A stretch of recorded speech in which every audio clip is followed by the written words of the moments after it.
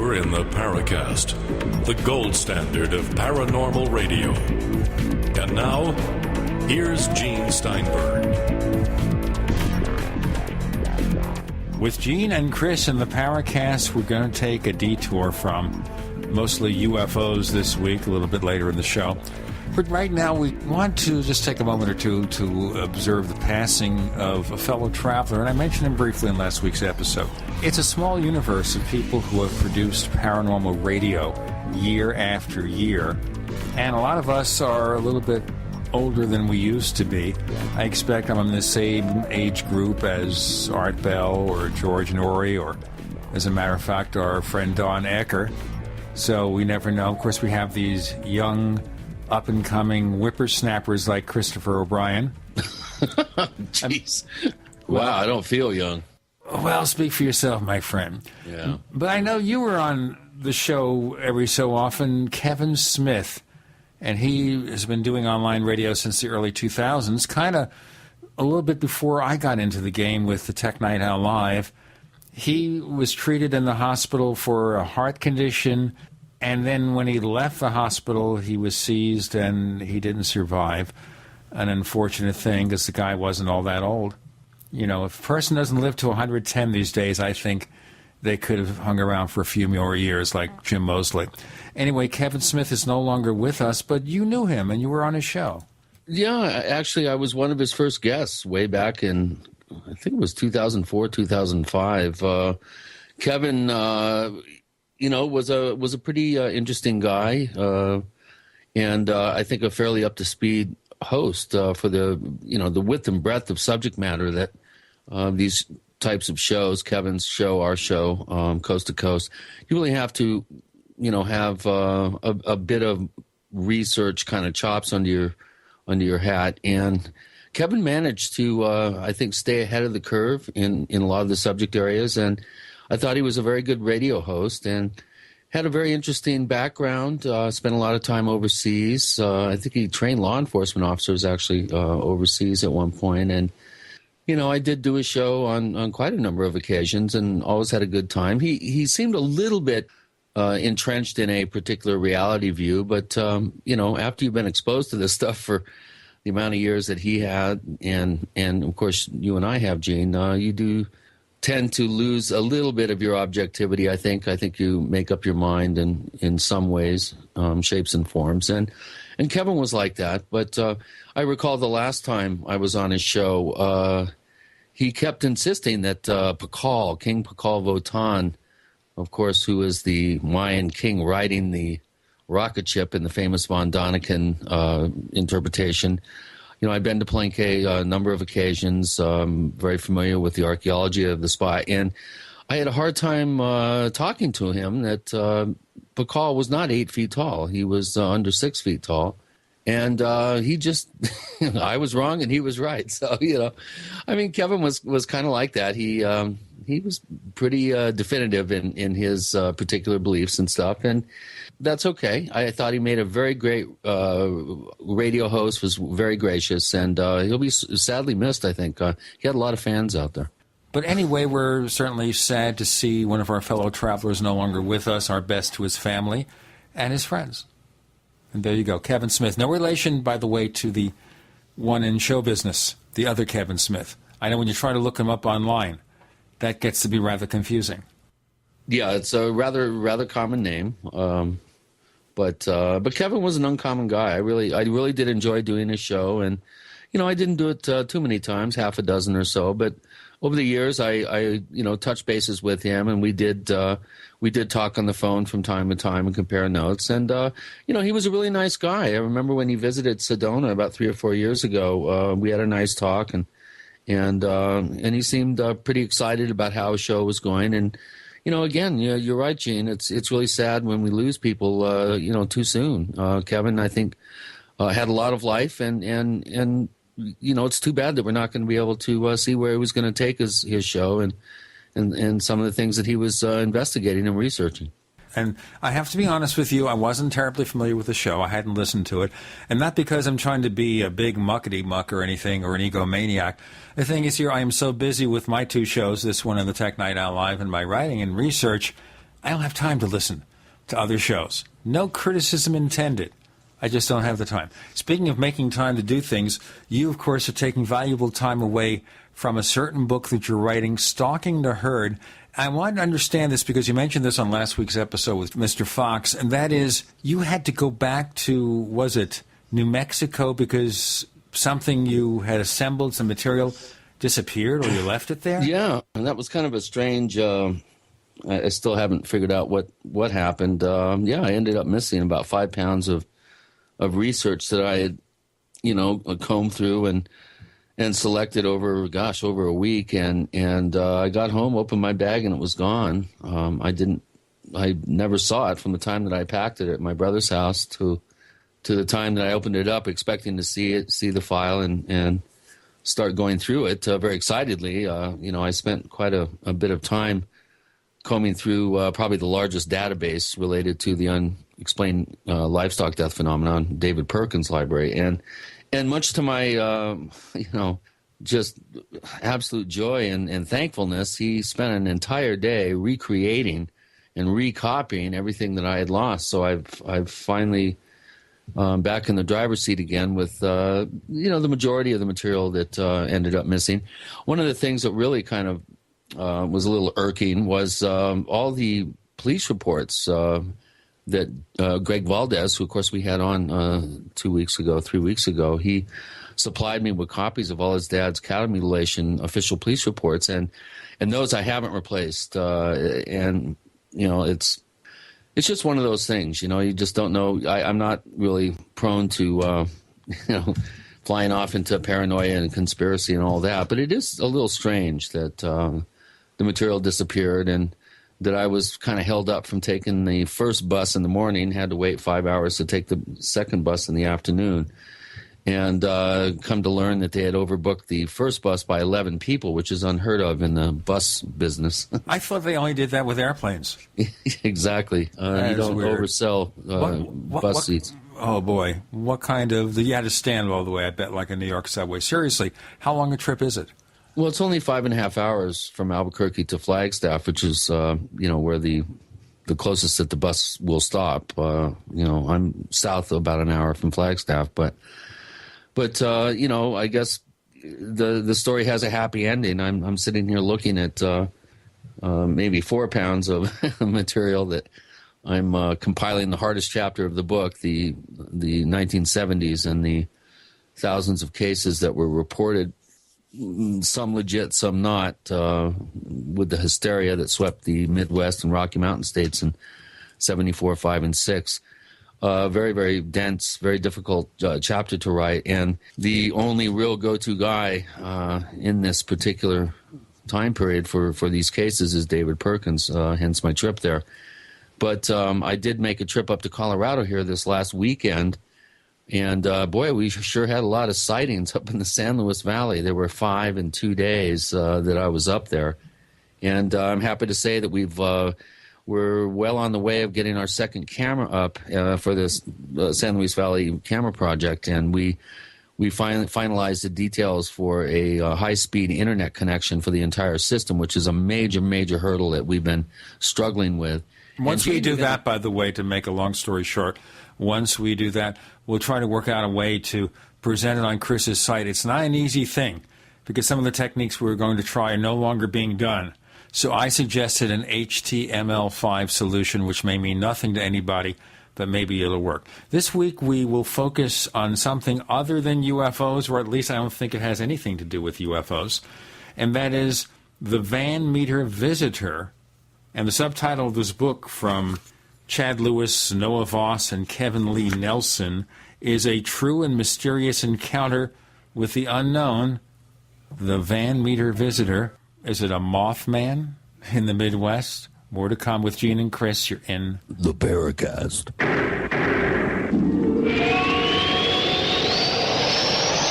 Attack of the Rockoids has been well received by critics and readers alike. It's a thrill-a-minute story you'll never forget. A former U.S. military intelligence officer is haunted by intense dreams about a beautiful woman pleading for his help after a terrible battle in outer space. But the dreams turn out to be true and thrust him into a telepathic love affair with a woman whose faraway planet is intent on destroying the Earth. And now the gripping tale continues in The Coming of the Protectors. It's the second book of the Rockoids trilogy, a galaxy-spanning adventure that pits our hapless heroes against powerful, fanatical enemies that threaten the lives of freedom-loving beings everywhere. Attack of the Rockoids and The Coming of the Protectors. Classic science fiction at its best, available now. For more details, visit rockoids.com. That's ROCKOIDS.com. Mike Stenerson for Midas Resources. At no time in history have precious metals been more important, certainly not in my 22 years in the industry. The dollar has lost over 90% of its value in the last 60 years. No fiat currency has ever survived the government printing presses. Ours is not immune. The time is now to be proactive. 1-800-686-2237, extension 116. Anything tied to the dollar is at risk. CDs, annuities, 401ks, IRAs, stocks, bonds, you name it, so decide. Do you want to leave a legacy of wealth or debt for your family? The choice is yours. Call me at 1-800-686-2237, extension 116. That's 1-800-686-2237, extension 116. Be proactive, not reactive. Call 1-800-686-2237, extension 116. What's safer and cheaper than prescription drugs? Glad you asked.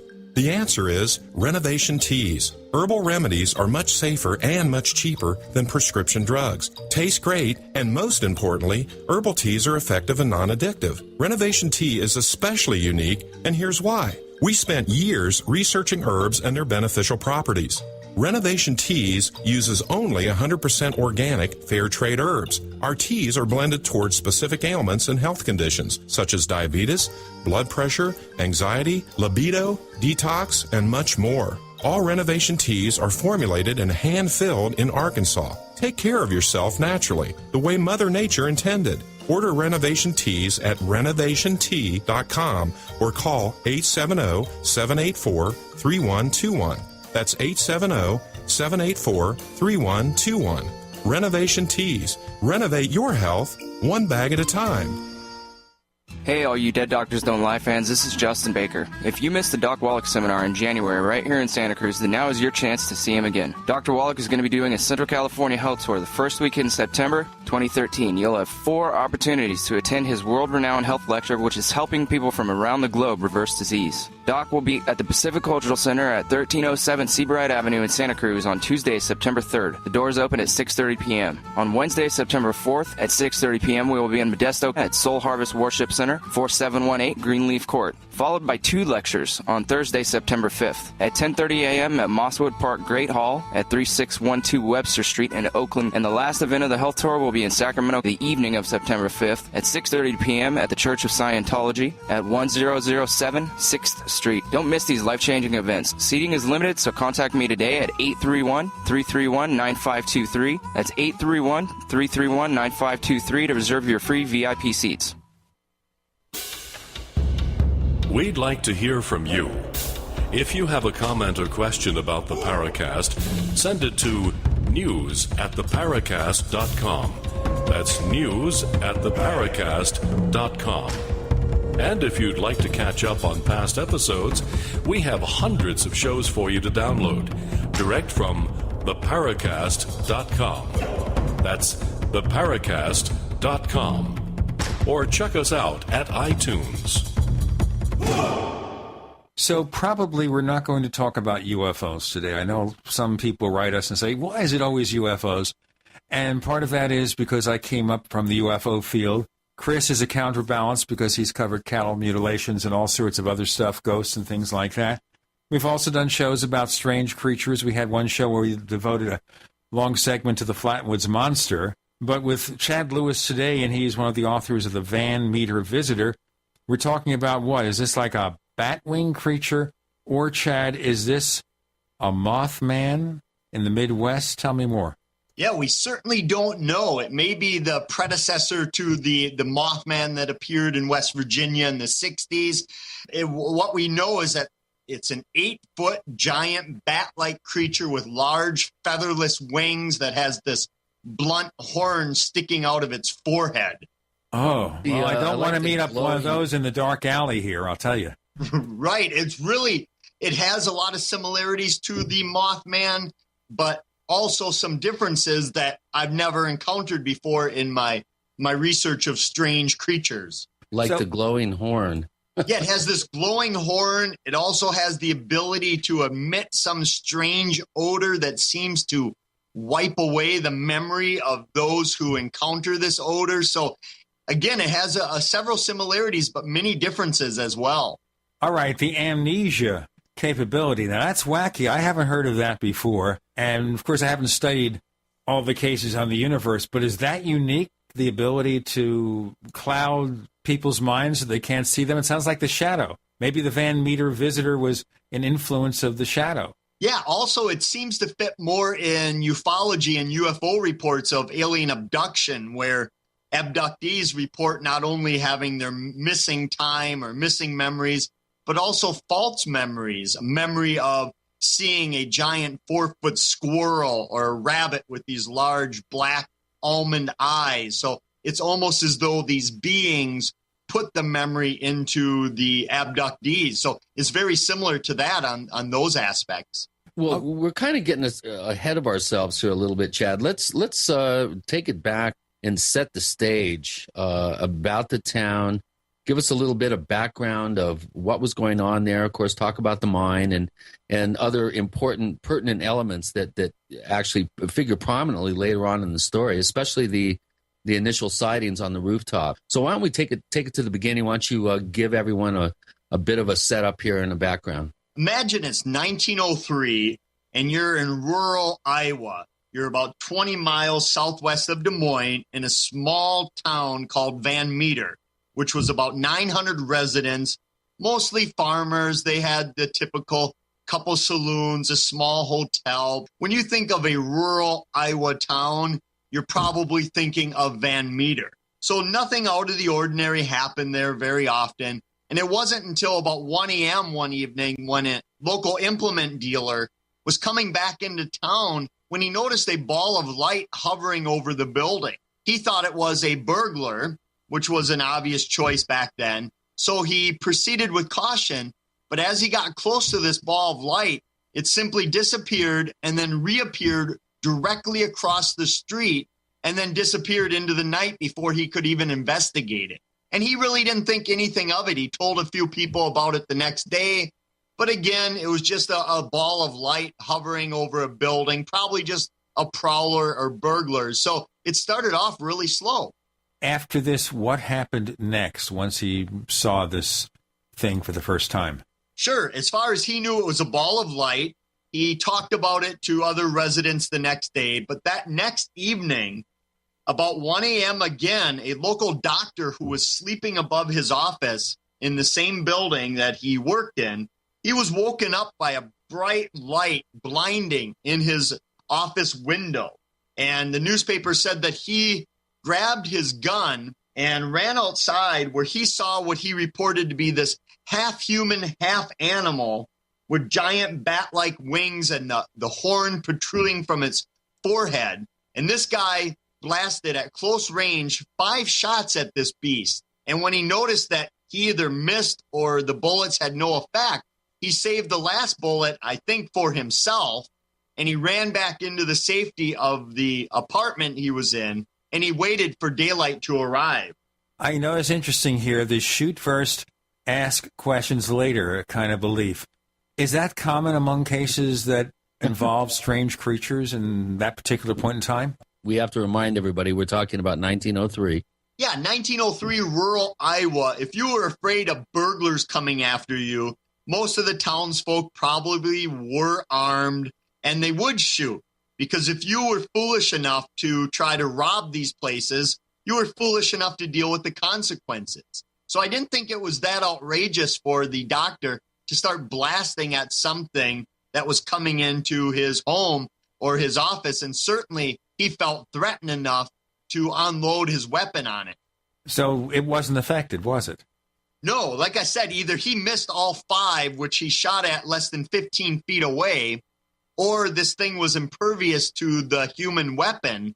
I don't know, but it had no effect whatsoever. And that's what I think really spooked him, is that he ran back and retreated because he realized that his weapon was just of no use whatsoever.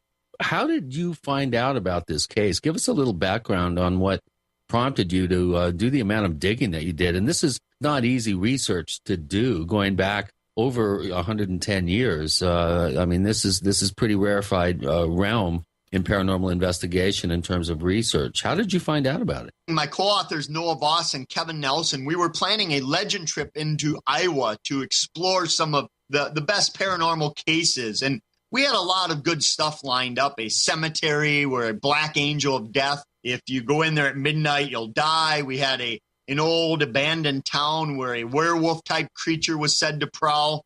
But we were missing that one anchor that would just make it an amazing legend trip. So I started going through my old files, and I had done a series of books from the late 1800s, early 1900s, which looked at old newspaper accounts per state, where it would be anything from bizarre deaths to peculiar people to haunted homes. And these all occurred around 1800s, early 1900s. And years ago, I had done several months of this research for Iowa, all the old Iowa newspapers. But like a lot of things, it got pushed on the back shelf for something else.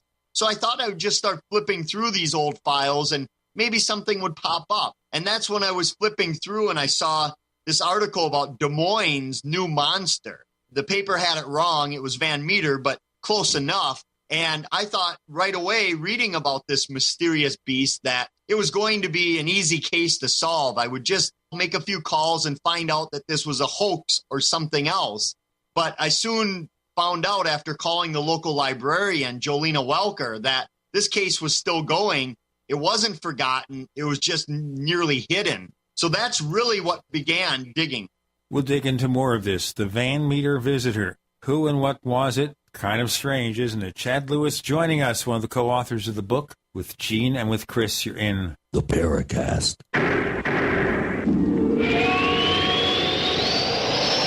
The GCN Radio Network, providing the world with hard-hitting talk radio. GCN. Great talk radio starts here. If you want to get your website online and you need reliable service, first-class service at the lowest possible price, there's only one place to go. Well, DreamHost has a special promotion with our show where they'll offer you unlimited disk space, unlimited bandwidth, one-click web apps such as WordPress, 24/7 support. You can save over $55. You want to know how? Go to dreamhost.com/radio, dreamhost.com/radio. Whether it's personal mail, whether it's business email, you want reliable, dependable delivery, freedom from spam, freedom from viruses. Well, Polaris Mail offers professional email hosting services for your personal or small business use. Each account uses 25 gigabytes of storage, an easy-to-use webmail interface, and full mobile sync. Sign up today for a 30-day free trial at polarismail.com, polarismail.com. American gardeners and fellow patriots, make the right choice with your money, time, and your family food supply. Choose 100% pure heirloom seeds in the Survival Seed Vault from MyPatriotSupply.com. Why spend more? The Survival Seed Vault from MyPatriotSupply.com is only $37.95 and includes 20 varieties of pure, hardy, easy-to-grow heirloom seeds. Yes, only $37.95. That's 70% less than our competitors. You could buy 3 Survival Seed Vaults for less than one of theirs. The Survival Seed Vault from MyPatriotSupply.com includes detailed planting and seed-saving instructions and ships same day. Plus, all orders over $49 ship free. MyPatriotSupply.com is American-owned by patriots like you, passionate about freedom and preparedness. Call now, 866-229-0927. That's 866-229-0927. Or discover more emergency preparedness items when you order at MyPatriotSupply.com. Choose the original. Choose the Survival Seed Vault at MyPatriotSupply.com.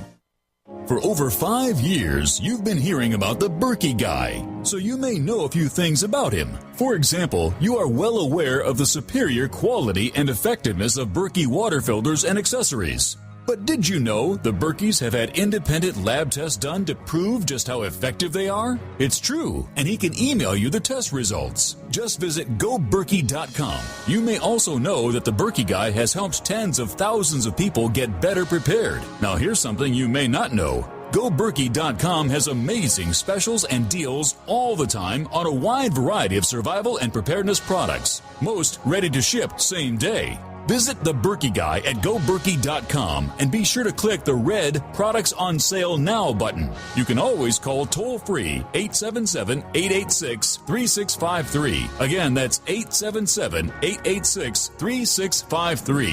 GoBerkey.com, home of the Berkey guy. Hi there. My name is Frank Bates. What I'm about to tell you in the next 60 seconds could get me in a lot of trouble. I just created a free video presentation at 123coverup.com that exposes the electricity monopolies and government agencies for what they really are. Incompetent, lying crooks that are counting on your ignorance and fear to keep your power bills criminally high. Some have called this a conspiracy. Others have called it a cover-up, and you will be shocked to find out how deep the conspiracy goes.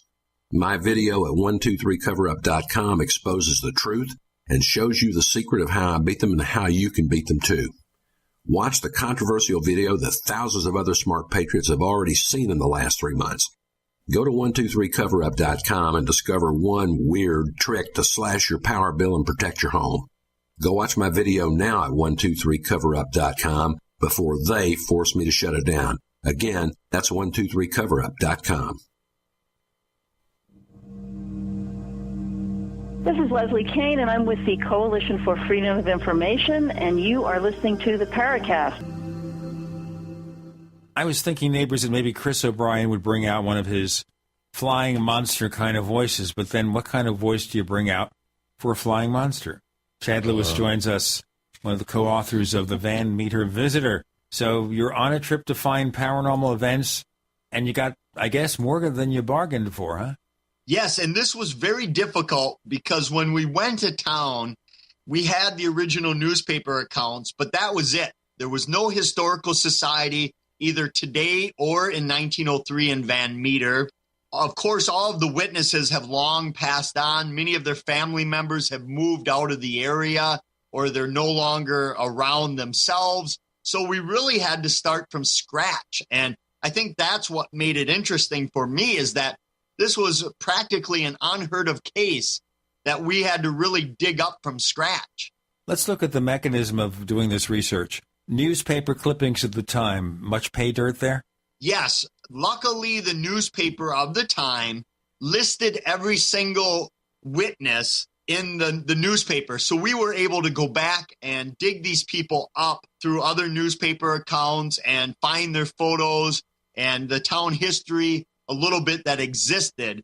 And what I was amazed at right away was the fact that all of these witnesses were the most prominent people in town. It was a doctor. It was the postmaster. It was a gentleman who became the mayor. It was a principal. So these were not, the town drunks or those that might be open to embellishing a bit. These were men that put their reputation on the line for this story. And back in 1903, your reputation was all you had, because if you were selling in your business and somebody found out you were seeing 8-foot giant bat creatures, they might not put a lot of faith into you running the local bank.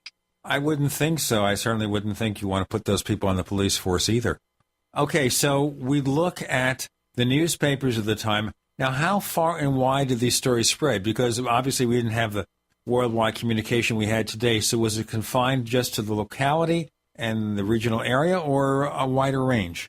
Well, what I found interesting is the original accounts were only reported in the Des Moines papers. Outside of that, even the county paper just 10 miles north of Van Meter did not cover the story. It was the Des Moines paper that did it. Then it got picked up on what would be, the Associated Press today. And it was all over from New York all the way over. I even had a report of it in my local hometown paper of Eau Claire, Wisconsin. But what I found interesting is that although the reports basically rewrote the original article, many times they got the names mixed up. They got some of the witnesses interchanged. So it wasn't quite as accurate as we believe the original article was. That's an interesting thing, too, because it makes it more difficult to get to the source information. So in general, when it was picked up by other newspapers and they embellished upon the original stories, how so? What did they change? Well, I think they made a lot of the sightings goofy. What they did with that is turn this terrifying bat-like creature that, by all means, the town of Van Meter was in an uproar about into more of some of the drawings and the illustrations, give it more of a cartoonish, fun bat look to it. They also implied that the townsfolk had lost their minds, or maybe they were taking too much moonshine in. So the typical jokes that you kind of get when dealing with these creature sightings, even today. Yeah, little green alien jokes and the whistling the Twilight Zone theme. Yeah, that was going on back then, 1903. That's what I found a little bit discouraging, is that nobody took this report seriously. And as far as we've been able to tell, there were no follow-up investigations into the events that took place during this week. It's as though they recorded it in the article and then, well, good luck with that. That isn't very helpful. But that's always a situation. So, of course, in looking up something like this, getting the newspaper clippings you can get. Now, do you contact the descendants of the original witnesses to see if there are diaries or other paper trails about this? Yes, we try to find everybody that's associated with either a witness or even townsfolk. And we were able to find some old-timers who obviously were not around during the sighting, but they were around early enough to know some of the witnesses, that they would remember when they were kids that these men were prominent men still in the community. So when we talk to some of these old-timers in their 70s, 80s, and 90s, they could recall some of these witnesses and vouch for how credible they were. So that was a plus on our side, at least. What about things like diaries? As far as today, no diary has surfaced, no written report, no journal, no photographs, nothing. But we're hoping now that the book's out and we'll get a wider audience, that somebody maybe living in California that's a relative that we didn't find may come forward for the next edition of the book. Yeah, we're hoping somebody had to have written down the occurrence in a family lore, or taken a photograph of the town when it was in an uproar. So we're hoping some of these things pop up, and they may not. I've been working on some cases for 20 years where things still pop up every few years, and it's not closed yet. You know, I'm going to ask you in passing. Of course, in recent shows, we've talked a little bit about the supposed UFO crash in Aztec, New Mexico. But in that particular case, except for one or two witnesses found over the years after the book from Frank Scully came out, there are no local people who remember anything, no paper trail or anything like that. So that makes it almost impossible. And you're dealing here with a case that goes back 110 years. And there's still the newspaper clippings. There's still relatives who remember the experiences of their forebears. Yes, that made it very difficult, that we didn't have anyone to talk to that could be an eyewitness. We didn't have any family members. We didn't have the smoking gun, if you will. Luckily, we did have the history of the town, and that hadn't changed much, including the location of the old abandoned coal mine that was thought to be the lair of this creature, or these creatures as it would turn out to be. Creatures. Okay, so there were reports of more than one?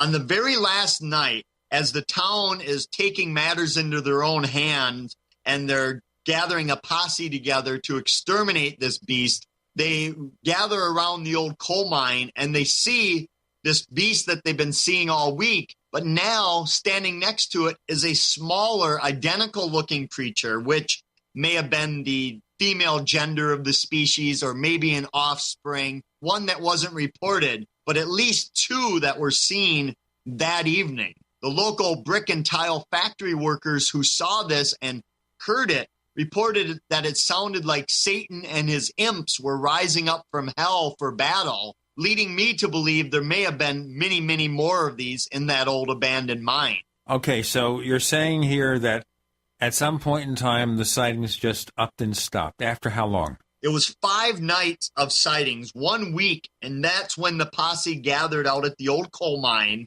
And when they saw these creatures were coming and going, and it was reported that it looked like they had been doing so for quite some time, the townsfolk got together and tried to come up with the best plan to get rid of these creatures, to exterminate them, to hole up the dam of the old mine. But much like, a true Hollywood scriptwriter would write, that's where it ended. The newspaper just said the town was gathering, looking for the best way to combat these beasts, and then it's it. That's it. No more communication on it. So suddenly, after 5 nights where the town is getting pretty upset over what's going on, where more than one creature is seen, it stops, never, ever, ever to be repeated again? Not that we know of.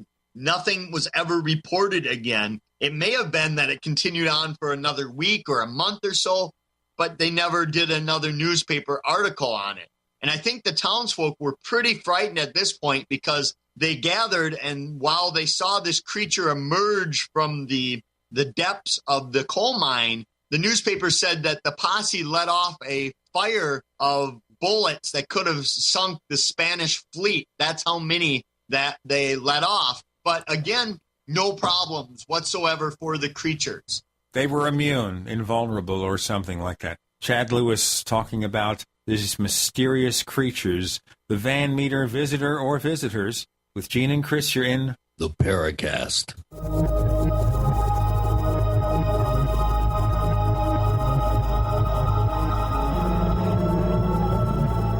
America's #1 source for independent talk radio for over a decade. We are the GCN Radio Network. Is there a secret UFO agenda? Do strange creatures from the darkest corners of the mind roam the earth? Is there evidence for mind control, time travel, or devious government conspiracies? Find out the inside scoop on the latest conspiracies, paranormal activity, and Floridian phenomena when you subscribe to Tim Beckley's Conspiracy Journal. It's jam-packed with stories, special book and DVD promotions, and the best news, it's absolutely free, sent right to your mailbox. Plus, a bonus free email newsletter sent out every Friday.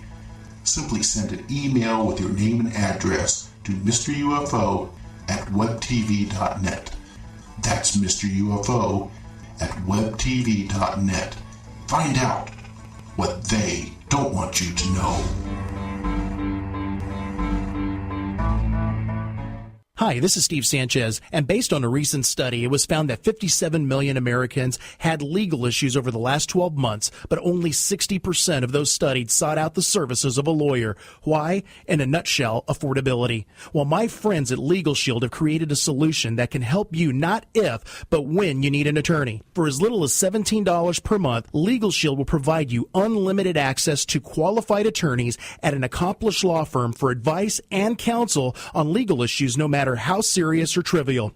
For over 40 years and with 1.4 million families across North America, Legal Shield can help you, the loyal GCN listener. Representatives are standing by now to answer your questions, so call them now at 1-855-340-SAVE. That's 1-855-340-7283, or visit them at lsprotection.com. That's lsprotection.com.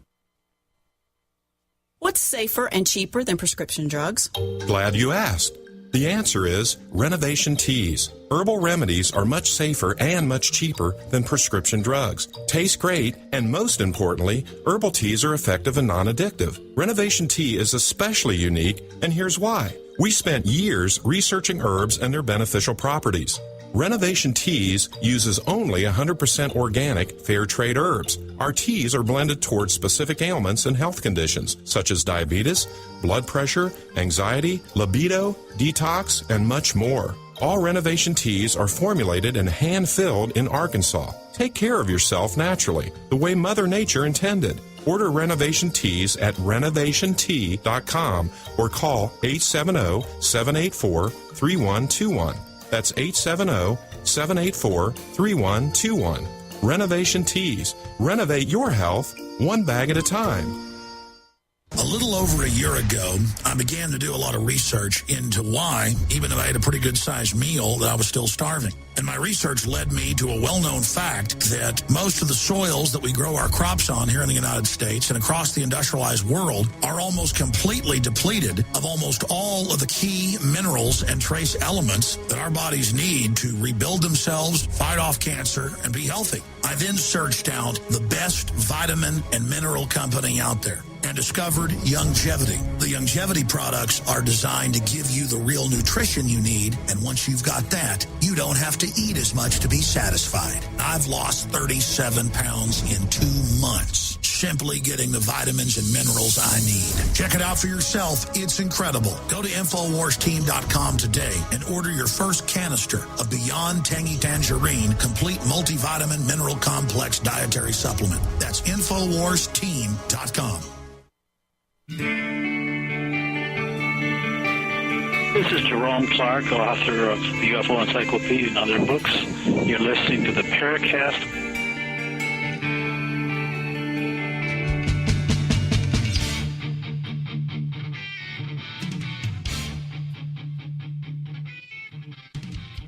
Chris, as you know, will avoid trying to sound like a winged creature of the night.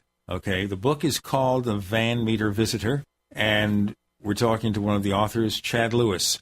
Now, I'm kind of put myself in your boots here for a moment. Maybe our listeners will be interested in this. So you hear about this case, you go into this town, you're trying to find out something about it. Did they look on you folks like some kind of weirdos? What are you asking about a monster for? Usually that's the case when you make that cold call saying, hey, I'm looking for a story from 1903 of this giant winged creature that terrorized your town. Luckily for us, the local librarian, again, Jolena Welker, said, yeah, I know of that story. What do you want to know? And that's what was amazing about this is that about half the people that we talked with in the town, which were hundreds upon hundreds, they knew of it, but not too much. The details were sketchy. And the other half simply had no idea what we were talking about. And they asked us several times, are you sure you have the right place? But when we went into the library and talked with Jolena, she said, yeah, I still know the old coal mine, the owners of that land now. I can put you in touch with them. And that's exactly what she did. She was able to put us in touch with the owners of the mine, which still have the land, and it's still there. So we were excited thinking, well, if the creature's not here, at least the mine is still here. Were you able to mount an expedition and go in there, or is it all closed off? Or it's on the farmer's land. The family's owned it since the early 1900s when it basically was put down. They closed up the mine around the turn 1900. They operated a brick and tile factory right next door to that for a couple decades more. Many of those buildings are still there, barely. They're falling down. They're in disrepair. But the mine itself has been boarded up. Many generations here, decades it's been boarded up. And Mother Nature has done the rest. It covered it over with sand and grass. Where now, if you didn't have a guide showing you right where the mine was, you'd have no idea. You would just think it was a hilly area. And this mine was pretty big. It went nearly 700 feet deep. It had miles upon miles of tunnels where they would use mules down there on teams to haul out the coal. It was one of the biggest coal mines in Iowa, and which is another surprise for people thinking Iowa has coal mines.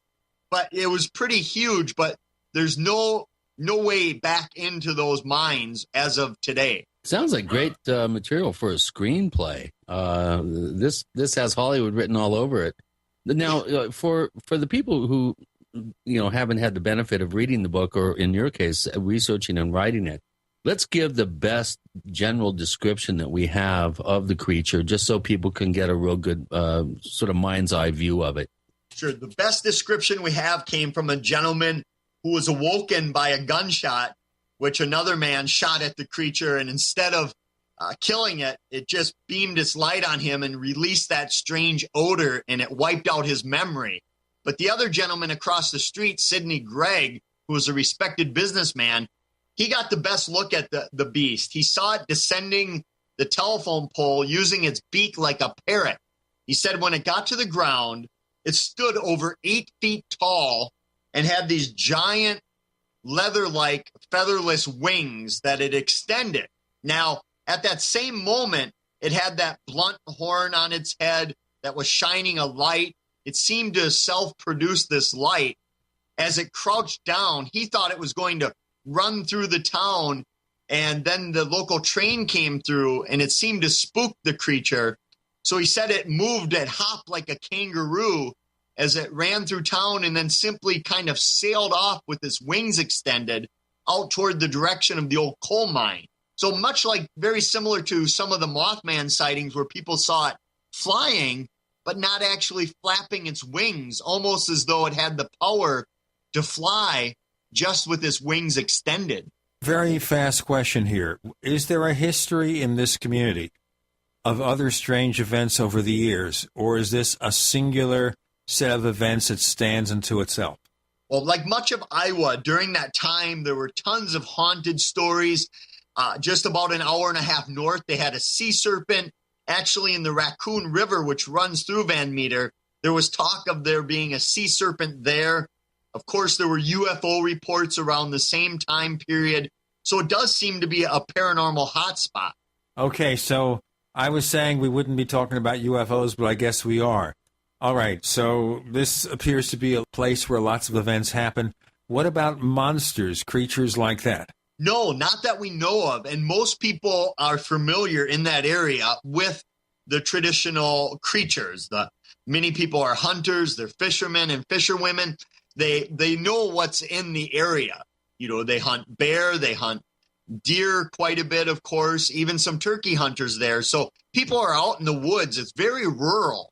So I think that when people are out there, they would recognize that this wasn't what some people claim is it was a pelican or just a winged bat or other known animals that were misidentified.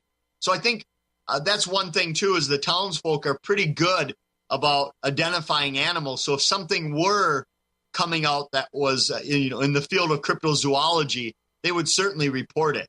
Now, looking over the literature, and I know, of course, that Lauren Coleman, who has studied cryptozoology for many years, made a very favorable comment about your work.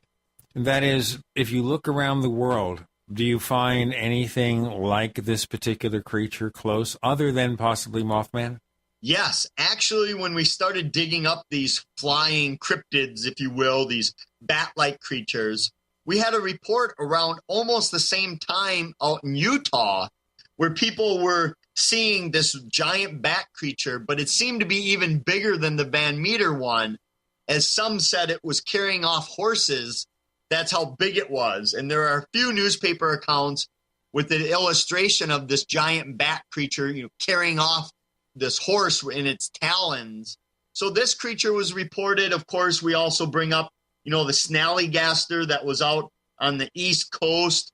Some people have claimed it looks more or sounds like the Jersey Devil out in the Pine Barrens. So there's a lot of similarities, but yet again, hearkening back to the beginning, that there's a lot of differences as well.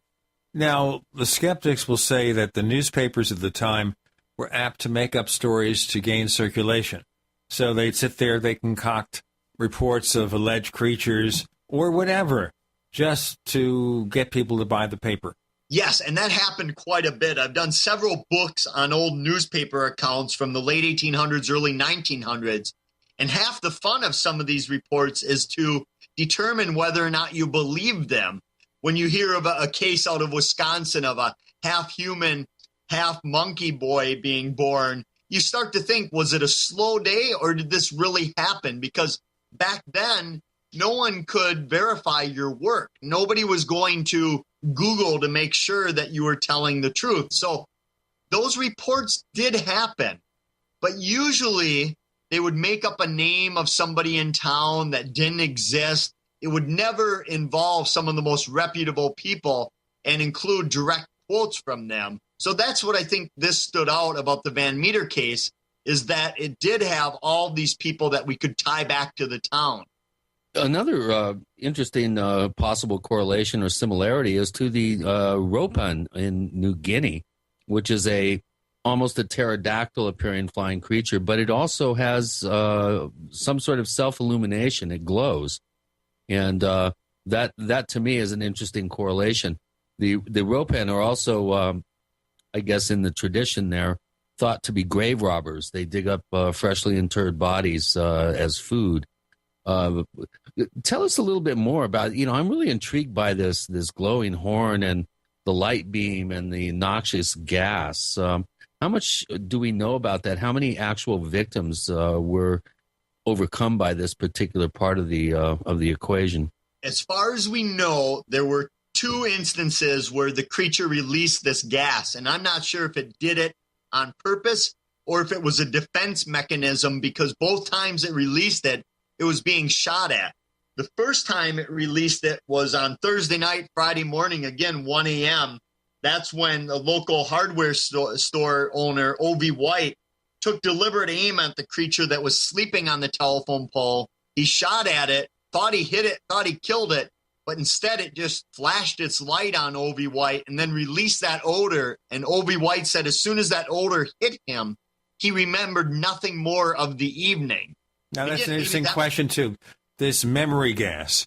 I'm going to ask you when we get back after our break whether, after this memory is wiped from these people, whether it ever returns. That's an interesting case. We have Chad Lewis joining Gene and Chris. The monsters are upon us because you're in the Paracast.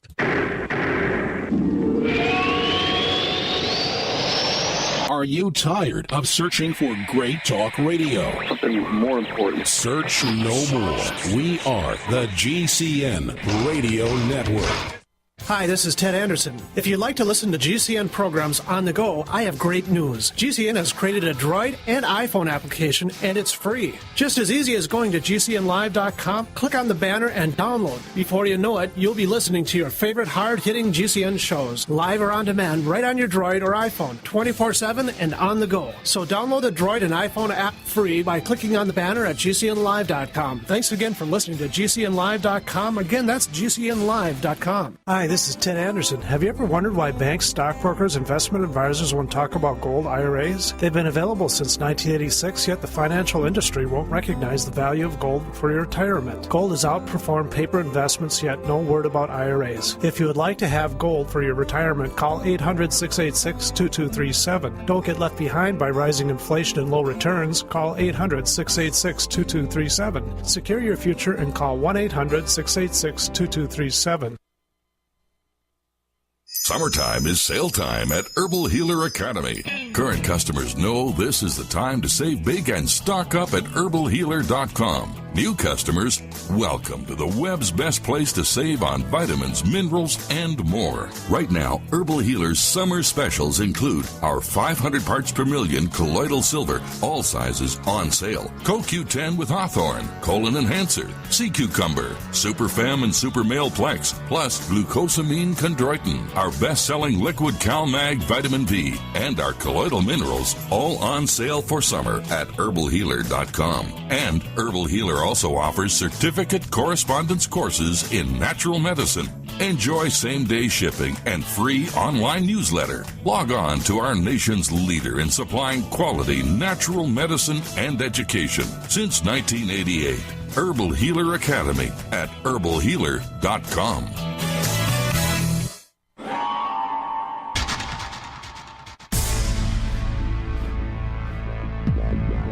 Welcome back to the Paracast, the gold standard of paranormal radio. And now, here's Gene Steinberg.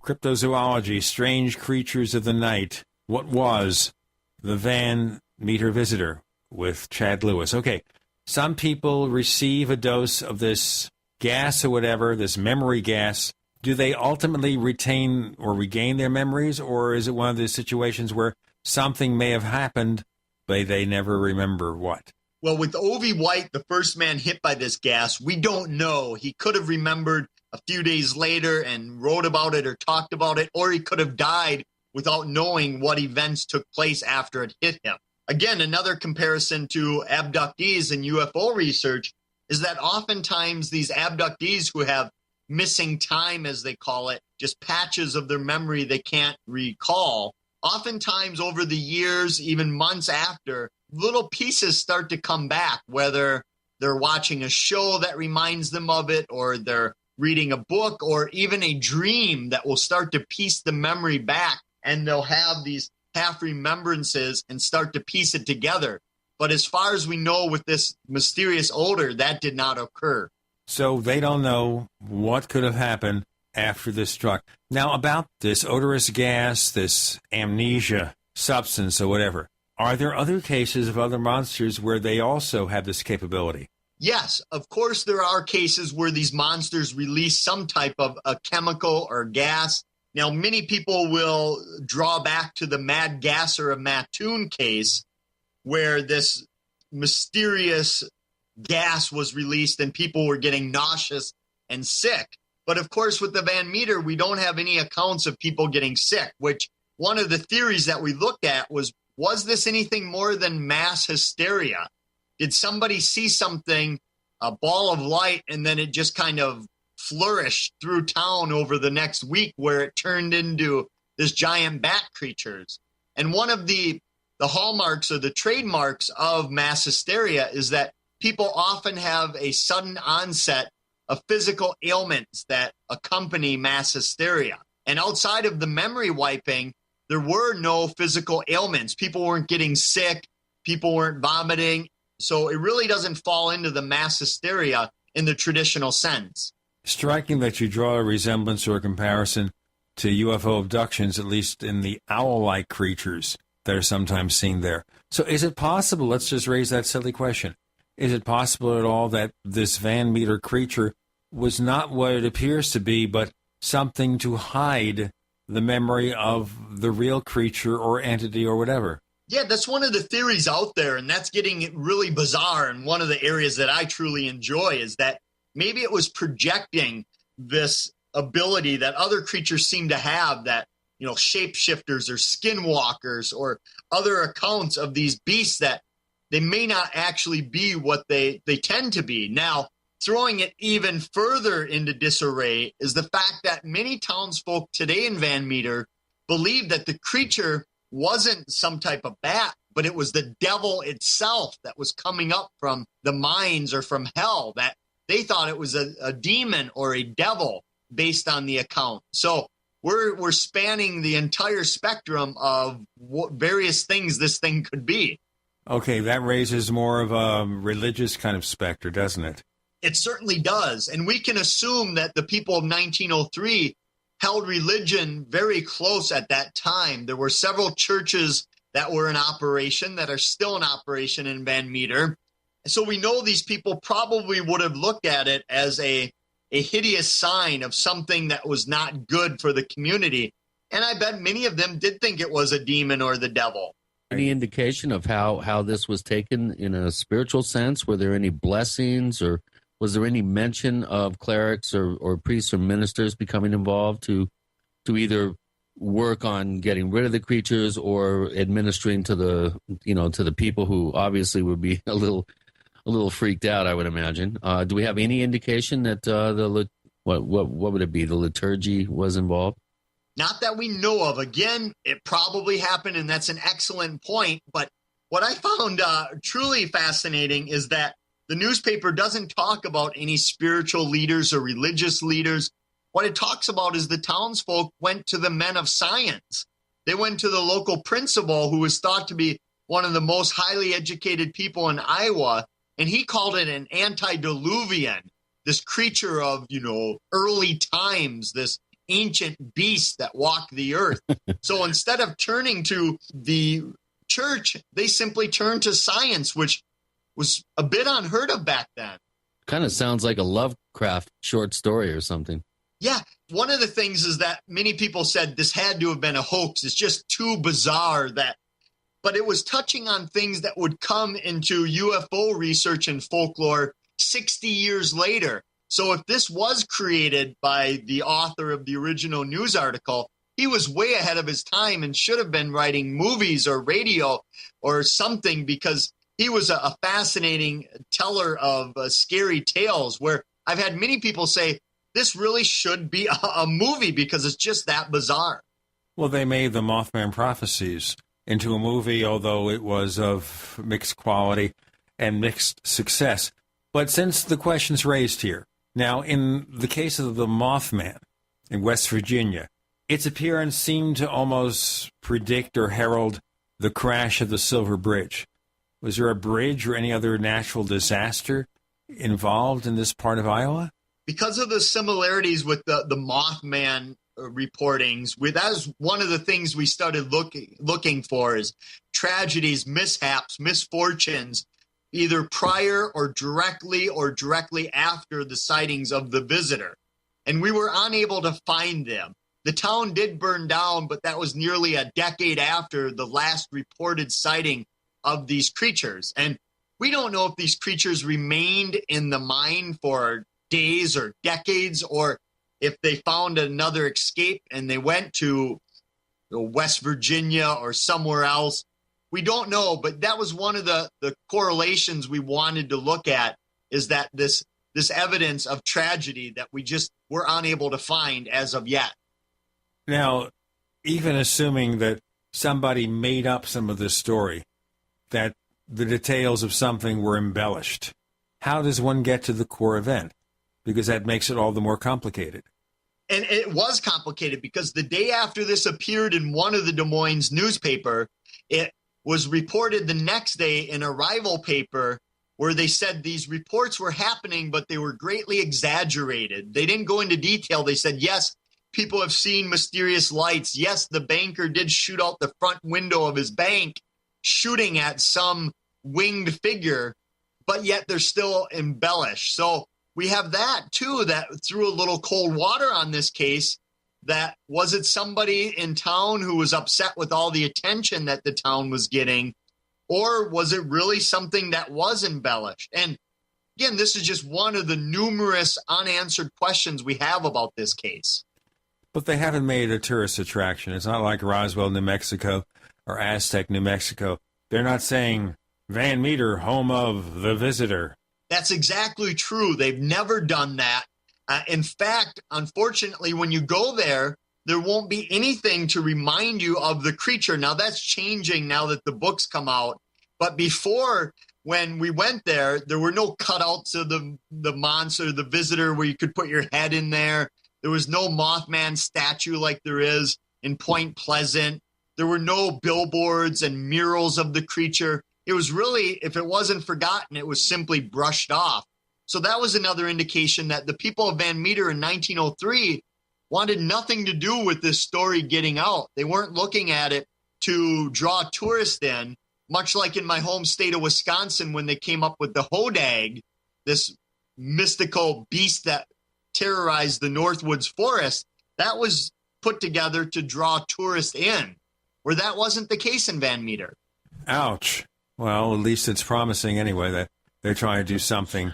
Yeah, I bet you the visitor center could really be looking impressive if they did a number on the Van Meter visitor. They could dress up the helpers in there in like bat costumes or something. I'll tell you what, you're giving them some ideas, Chris. We have Chad Lewis joining us with Gene and Chris. You're in the Paracast.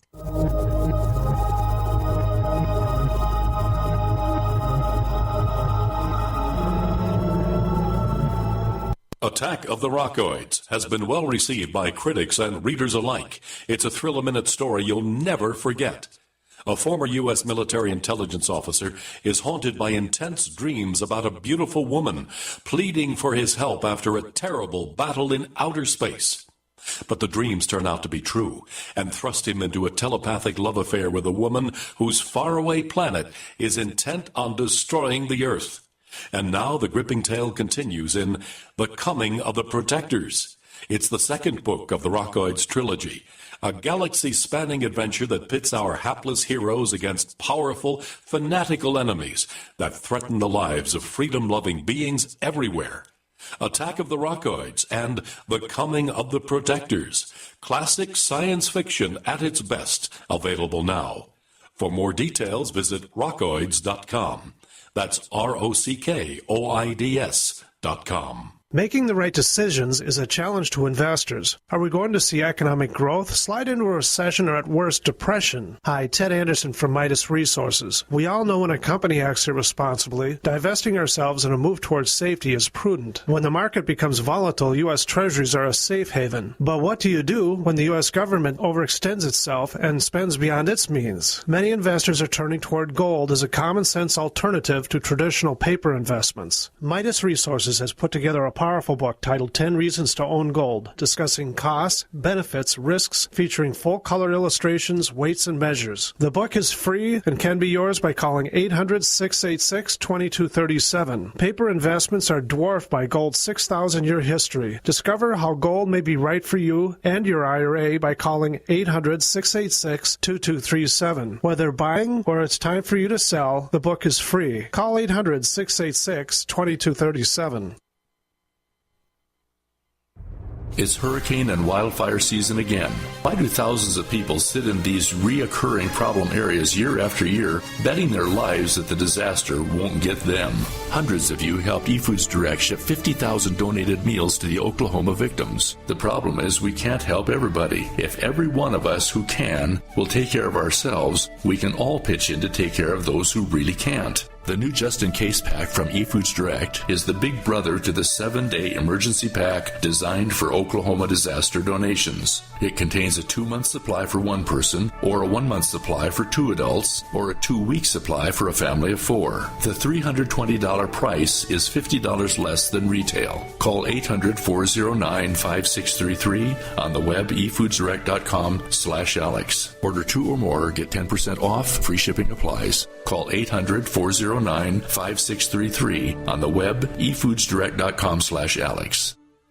Digestive health is the key to wellness and elimination of toxins. That bears repeating. Digestive health is the key to wellness and elimination of toxins. And Pro EM1 Daily Probiotic Cleanse is the key to digestive health. Pro EM1 is a powerful liquid probiotic, strong enough to cleanse, gentle enough to use every day. Pro EM1 is dairy, wheat, and soy-free, contains all natural and certified organic ingredients, contains no preservatives or animal products, supports a healthy digestive and immune system, supports weight loss, improves absorption of food nutrients, aids in controlling yeast infections, is never freeze-dried, and uses 3 groups of live, viable, beneficial microbes to cleanse and remove toxins. Order Pro EM1 Daily Probiotic Cleanse at Terraganix.com, spelled TerraGanix.com, Terraganix.com.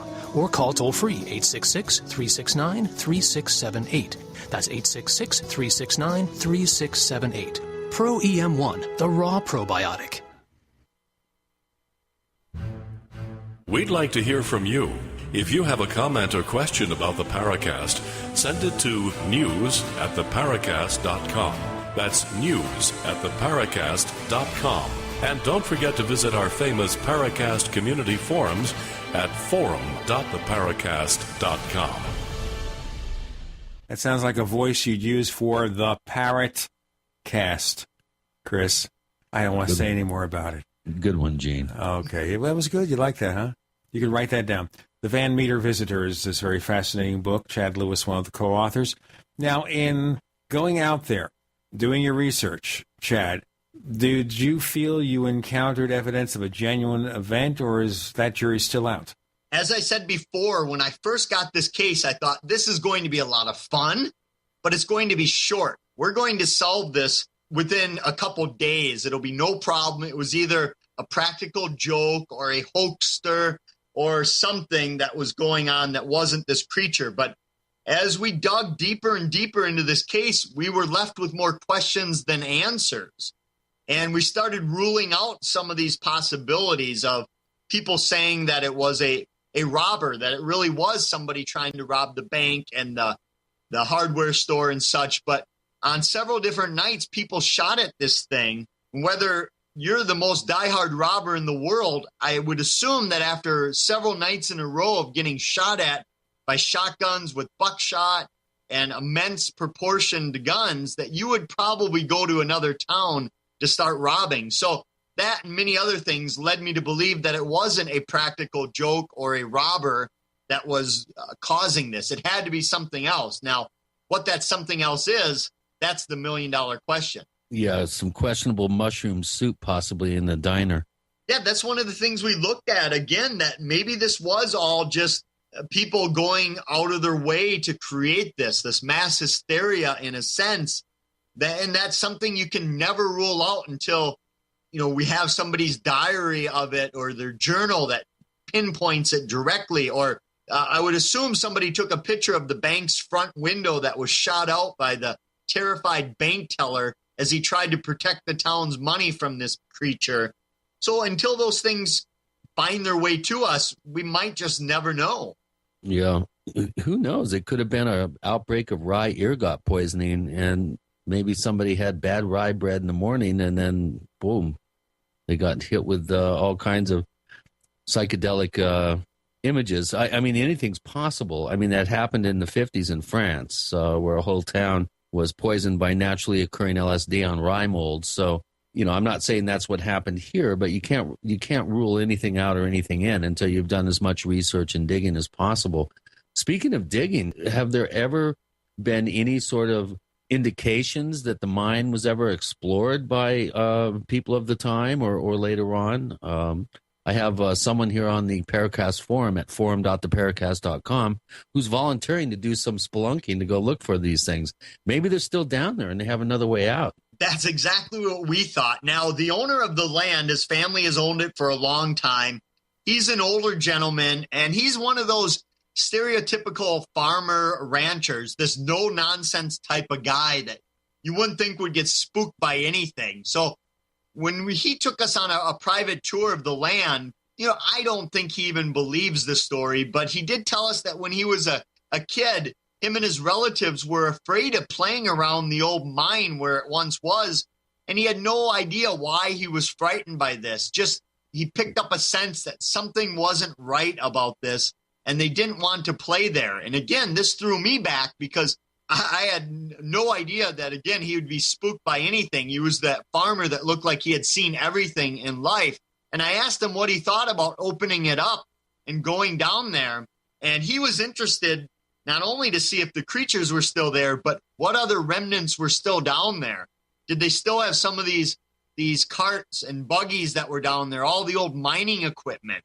I think if he ever got the insurance to open it up, he'd be game for that.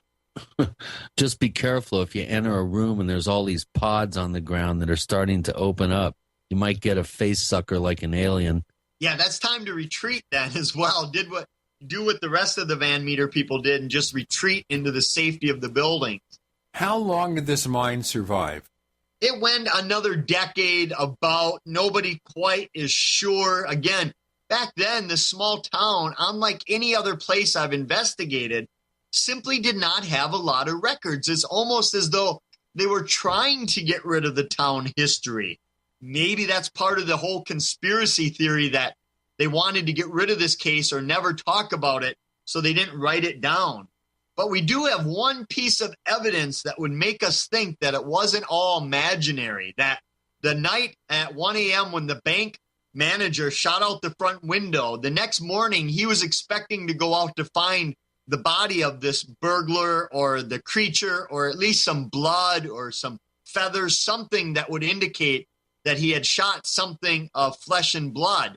But he found nothing. But as he searched around his building, he found a series of these giant three-toed claws in the dirt. And he actually made a plaster cast, at least one that we know of these three-toed footprints or claw prints. But what happened to that plaster cast, we don't know. I always like to say it might be in one of your listeners' attics right now. I can't wait. Well, if we have any listeners in Van Meter, Iowa, tell us what's going on. Maybe you have a grandma and grandfather that lived there 110 years ago. Check the attic, and boy, wouldn't it be neat to uncover that? Of course, it'd be difficult to authenticate it, but well, give us a little bit more of a sense. I mean, you mentioned the article said the townspeople gathered almost like chasing the monster Frankenstein with torches and pitchforks and stuff, but do we have a sense of how many people actually were rallied out there to go and confront this creature? Do we have a sense of the mood of the crowd? I mean, obviously, if you're really in fear of something, you're not going to go out and try to track it down, even with another group of people. Do you have a sense? Have you gotten any additional information besides the original news account? Yes, we know that directly next door to the old mine was a very highly operable and highly profitable brick and tile factory that employed dozens and dozens of men around the clock to make these bricks and tiles. And when they went out to the old mine, we assume that most of them had gathered. They had talked about a posse in the dozens. It may have reached close to 100. We don't know, but it was at least several dozen of these people.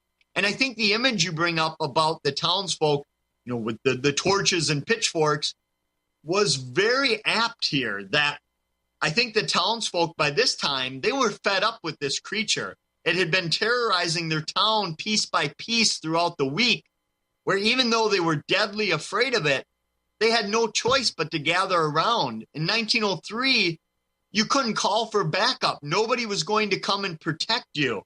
And I think that's what these men were doing, trying to protect their families. And they said, if this creature, instead of it just coming in night after night, let's go out and meet it head on and face the consequences. So maybe those scenes we saw in the old Frankenstein movies where the mob is out with the fire and the torches and the knives and the guns in search of the vicious creature, well, they were based on things that really happened in small towns across the world. You never know. The book is The Van Meter Visitor, and our guest is Chad Lewis, one of the co-authors, who wrote actually most of the articles in the book. With Gene and Chris, you're in the Paracast.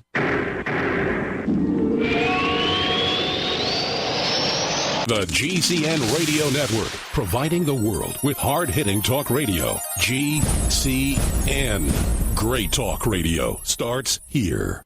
Graphic Converter is the image manipulation tool for the rest of us. It does not use any database. You get full control of all your files. Want to view the images of a folder? Drag it into Graphic Converter, and a powerful browser opens up to show your image files. You could use it for slideshows. You could use it to import images from digital cameras or from scanners. Need to do some image editing? You can do that too in Graphic Converter. Also print catalogs. Convert from so many formats I can't even list them. Download now to see if Graphic Converter is good for you, like 1.5 million other users. Guess what? You could save money when you buy Graphic Converter. Use the coupon code Night Owl. Use the coupon code Night Owl to get a special price for Graphic Converter. Go to lemkesoft.com. That's LEMKE soft.com. lemkesoft.com. LEMKE soft.com. Got a simple question for you. Can you sell? Yes? Okay. Can you sell the intangible? If yes, and you'd like to work 9 to 5, Monday through Friday, with no overtime, no weekends, if you're passionate about not closing sales, but about opening relationships, if you truly have a desire to serve global clients who need your advertising expertise, and you're local to the Twin Cities and Burnsville, are hardworking, self-driven, with experience in sales, marketing, or advertising, are personable, and a whiz on the phone, GCN wants to talk with you right now. GCN, the Genesis Communications Network, is one of the largest independent talk radio networks in the world, and we're hiring right now. We offer benefits and an excellent commission structure. Experience preferred, but we'll train the right person. Is that you? Submit your resume today to advertise@gcnlive.com. Again, that's advertise@gcnlive.com. Come work with the Genesis Communications Network, an equal opportunity employer. Hey, all you Dead Doctors Don't Lie fans, this is Justin Baker. If you missed the Doc Wallach seminar in January right here in Santa Cruz, then now is your chance to see him again. Dr. Wallach is going to be doing a Central California health tour the first week in September 2013. You'll have 4 opportunities to attend his world-renowned health lecture, which is helping people from around the globe reverse disease. Doc will be at the Pacific Cultural Center at 1307 Seabright Avenue in Santa Cruz on Tuesday, September 3rd. The doors open at 6:30 p.m. On Wednesday, September 4th at 6:30 p.m., we will be in Modesto at Soul Harvest Worship Center, 4718 Greenleaf Court, followed by 2 lectures on Thursday, September 5th at 10:30 a.m. at Mosswood Park Great Hall at 3612 Webster Street in Oakland. And the last event of the health tour will be in Sacramento the evening of September 5th at 6:30 p.m. at the Church of Scientology at 1007 6th street. Don't miss these life-changing events. Seating is limited, so contact me today at 831-331-9523. That's 831-331-9523 to reserve your free VIP seats.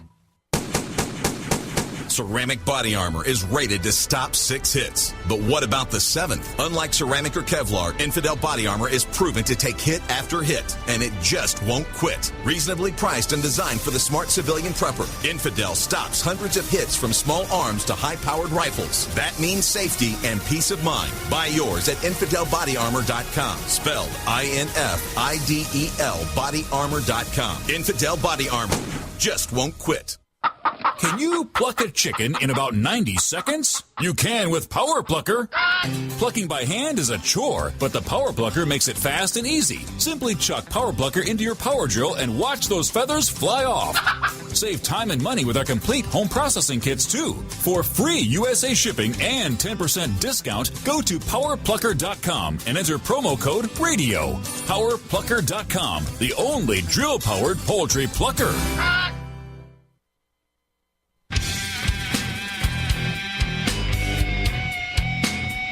This is Kurt Sutherland, the author of UFO Mysteries, and you're listening to the Paracast.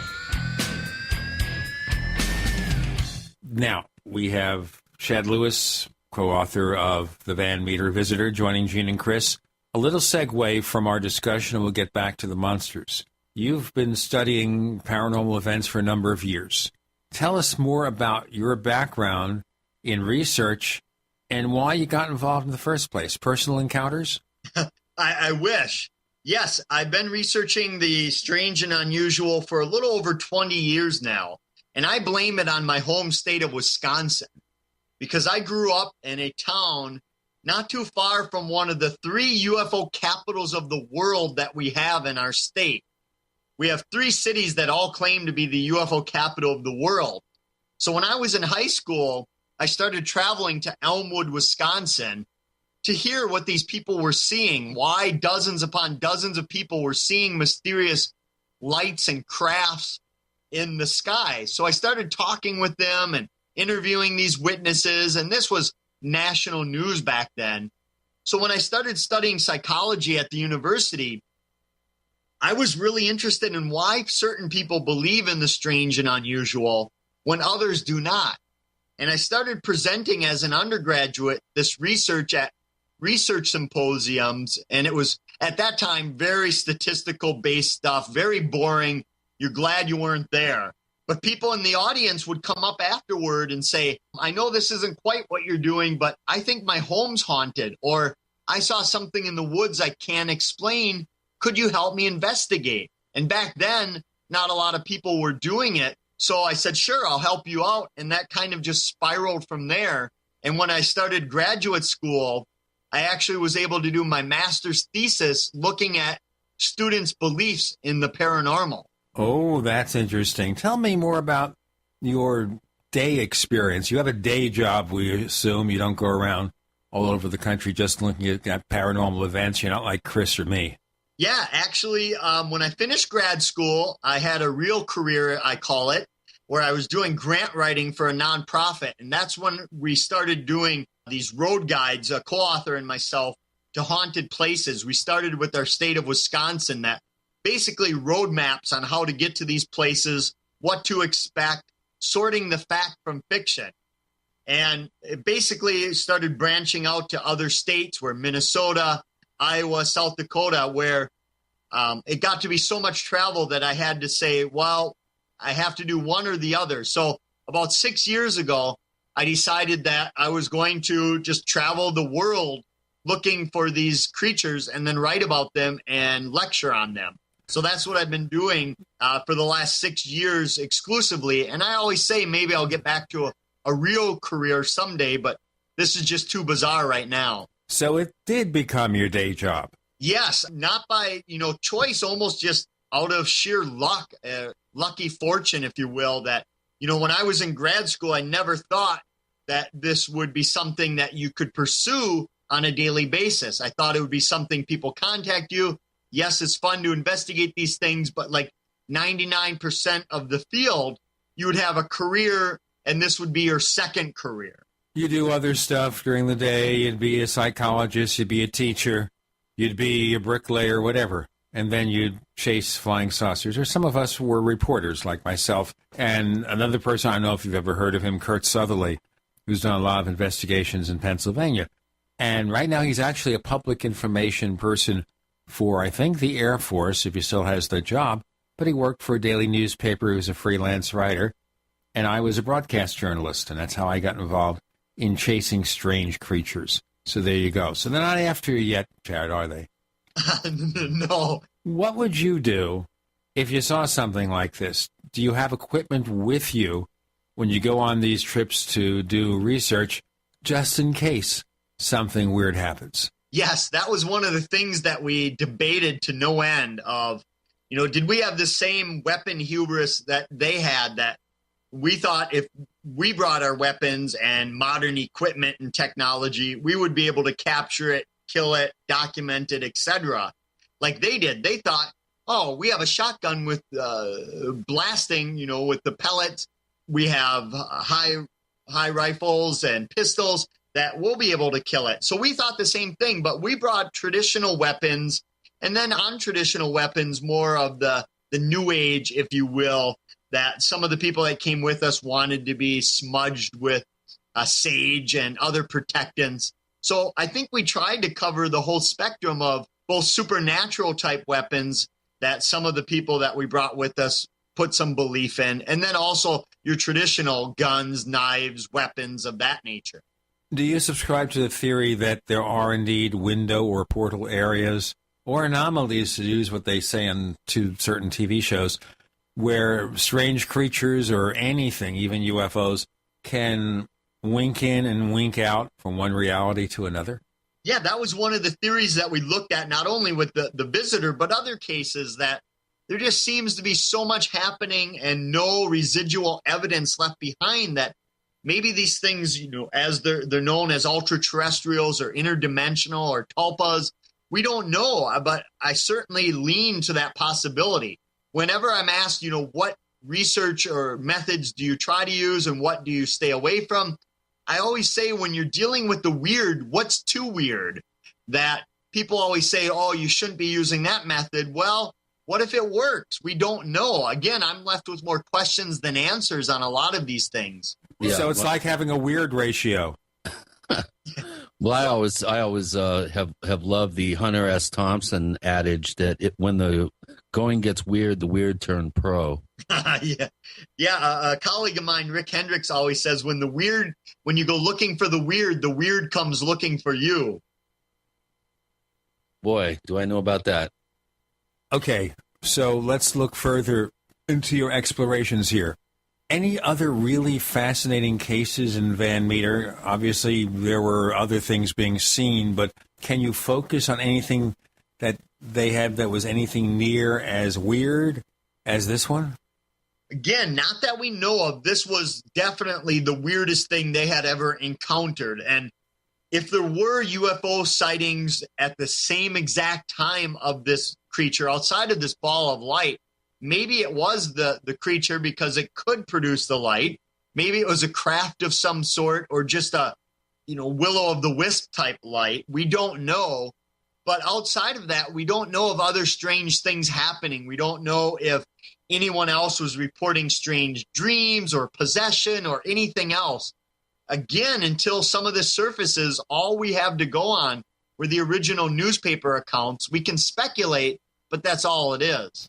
How about 5 or 6 years before? What was the closest great airship sighting to the Des Moines area? The late 1800s, the 1896-97 flap of these airships that, really were reported all over the U.S.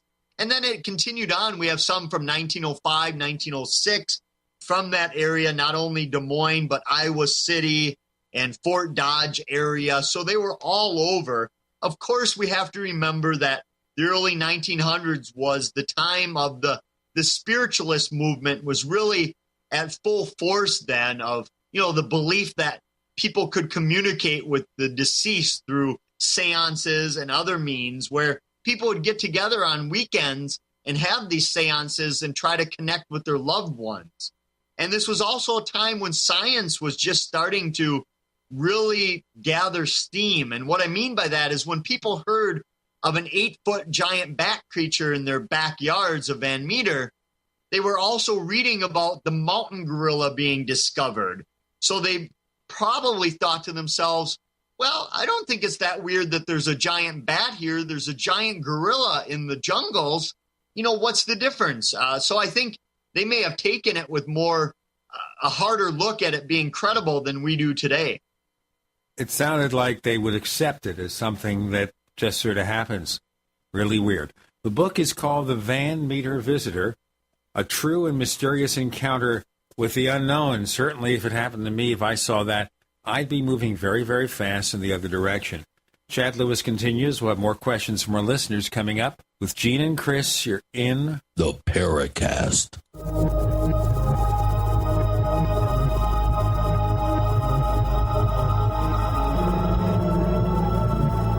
America's #1 source for independent talk radio for over a decade. We are the GCN Radio Network.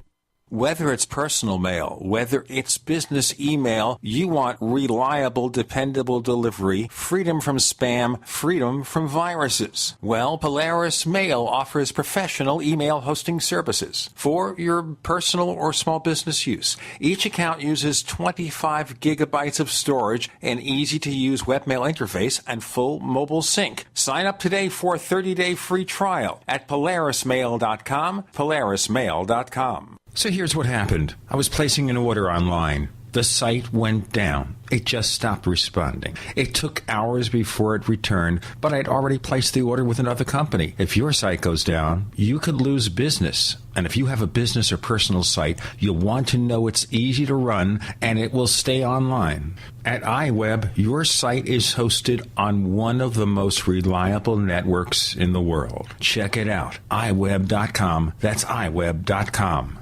Wouldn't it be nice to have one product that replaces more than 10, saving you space, time, and money? HempUSA.org has a complete full-spectrum vitamin mineral detox formulation called Micro Plant Powder Gold. Micro Plant Powder Gold contains 101 vitamins, minerals, probiotics, and iodine. Has a 100-year shelf life and is a perfect addition to any storage shelter. Make Micro Plant Powder Gold your choice. Call 888-910-4367 or visit HempUSA.org today.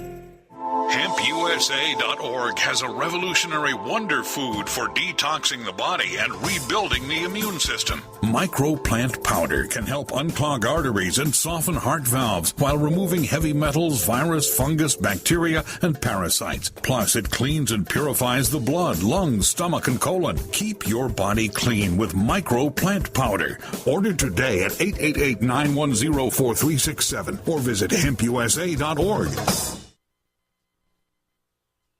For over 5 years, you've been hearing about the Berkey Guy, so you may know a few things about him. For example, you are well aware of the superior quality and effectiveness of Berkey water filters and accessories. But did you know the Berkeys have had independent lab tests done to prove just how effective they are? It's true, and he can email you the test results. Just visit goberkey.com. You may also know that the Berkey Guy has helped tens of thousands of people get better prepared. Now here's something you may not know. GoBerkey.com has amazing specials and deals all the time on a wide variety of survival and preparedness products. Most ready to ship same day. Visit the Berkey Guy at GoBerkey.com and be sure to click the red Products on Sale Now button. You can always call toll-free 877-886-3653. Again, that's 877-886-3653. GoBerkey.com, home of the Berkey Guy.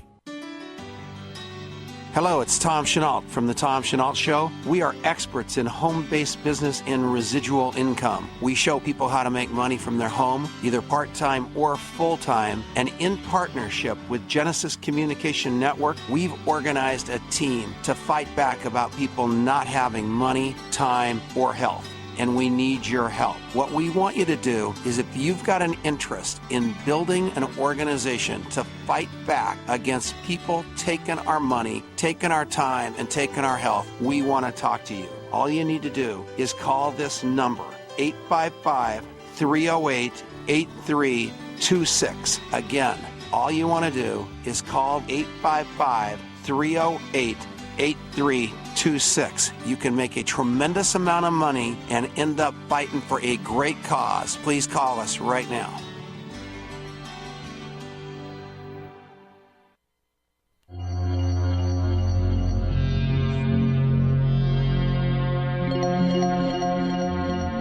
Hi, my name is Richard Dolan. You're listening to the Paracast.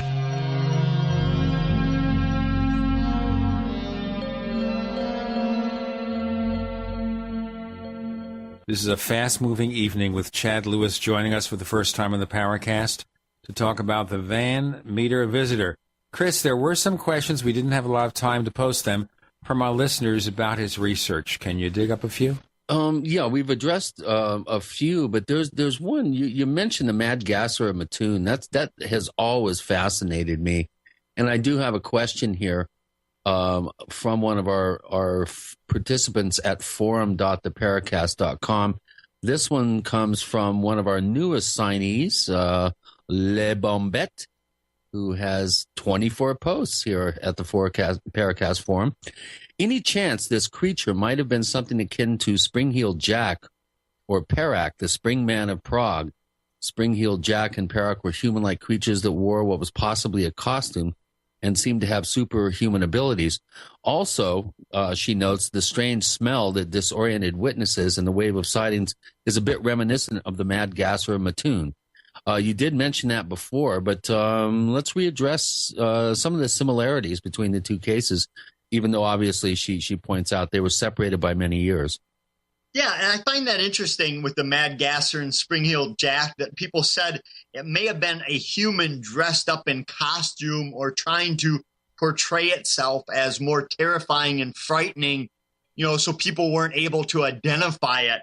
And that's certainly a possibility here. But as far as we know, those who saw it were convinced that it wasn't human, at least not completely. They described it as half human, half animal.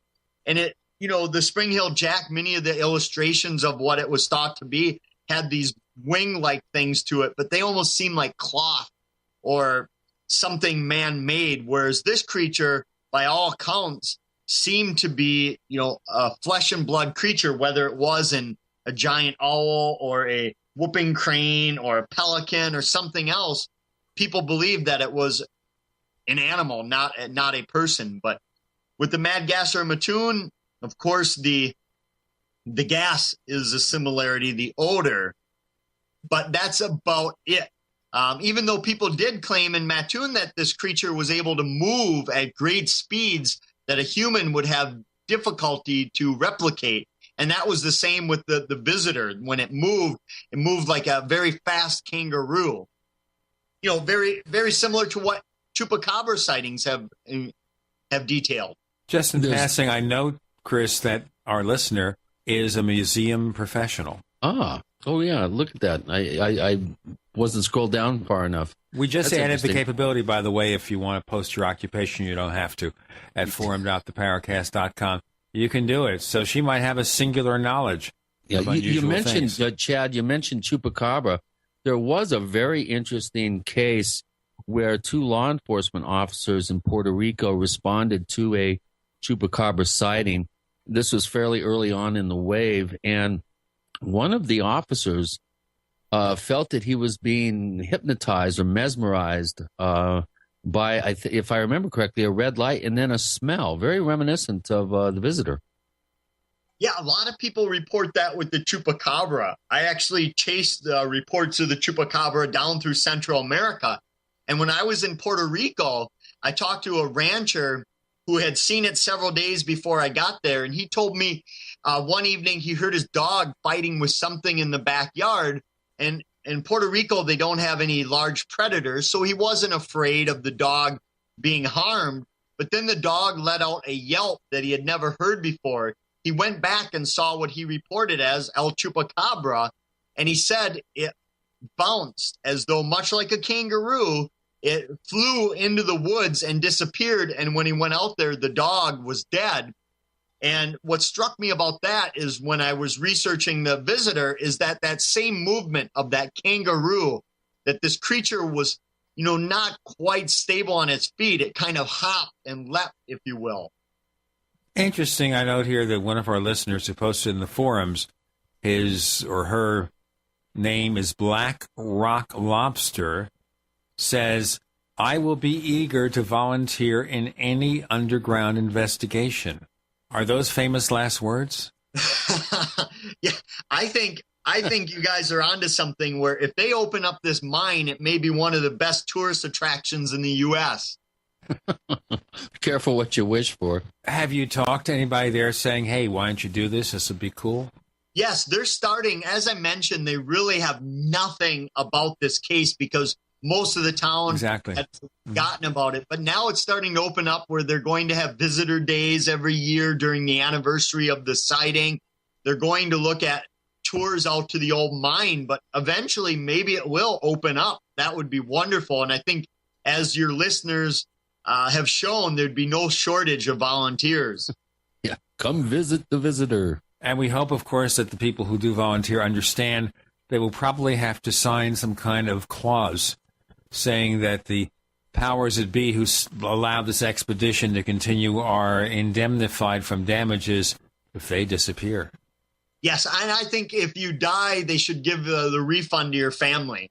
I can dig that, So what would you charge? I mean, really, what would you charge for an expedition like this? $55 a person or something? Yeah, I don't know. I think that would be great. I talked to the landowner of even putting a sign up or a plaque by the mine and just allowing people to come out there and donate if they want to check it out, because it's really a ranch. There are a few wandering horses, but they're not farming it because the land's pretty much unusable because it's filled with these little pieces and trinkets of the brick and tiles from the decades of the factory. So you can't grow anything there. So why not open it up?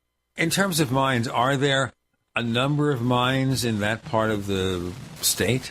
Yes, people really are surprised to hear that Iowa was a large coal producer, but they were putting out tons just out of the Van Meter mine. Tons a day were being shipped out on the trains. And what I found very interesting about this case is that this was in an abandoned coal mine. And when you start researching into folklore of whether it's the Mothman or some of these other places, that we find a lot of times these abandoned places are where these creatures like to hang out and inhabit.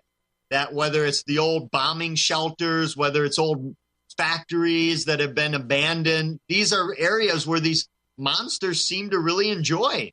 Well, also naturally occurring cavern systems, too. We've seen some correlations and parallels between incidents of Bigfoot reports and natural cavern systems. And what a perfect hiding spot, especially the mines of Van Meter, where, as I said, there were miles upon miles of these caverns going through the underground, leading all over. They may have had numerous entrances and exits. I don't want to go. I've been thinking about it.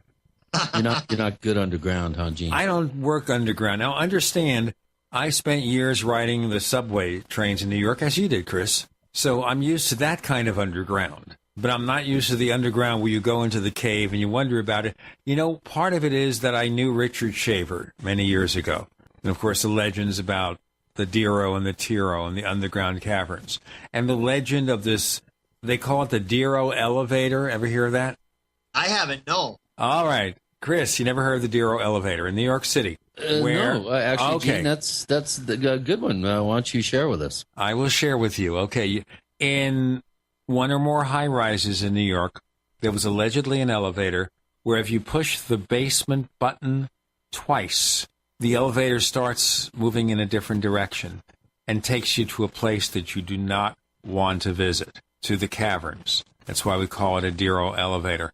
I think that story came originally from John J. Robinson, who some of you recall when we were playing some of the old recordings of Bob Zanotti's Coffee Clot show. John Robinson was a friend of mine, a friend of Jim Mosley, and he knew this guy during World War II, a guy named Steve Brody, an artist who claimed to have been kidnapped by Deros and to have spent a number of years there captive.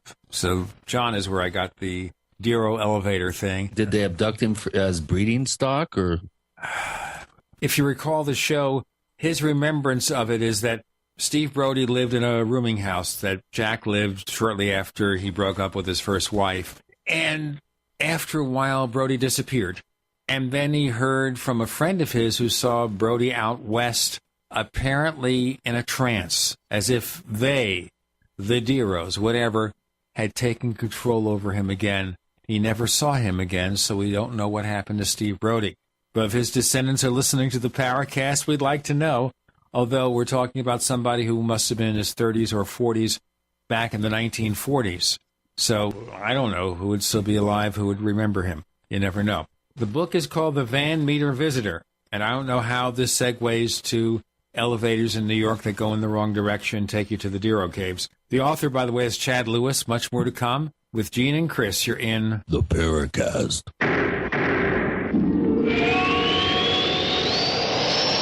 Are you tired of searching for great talk radio? Something more important. Search no more. We are the GCN Radio Network.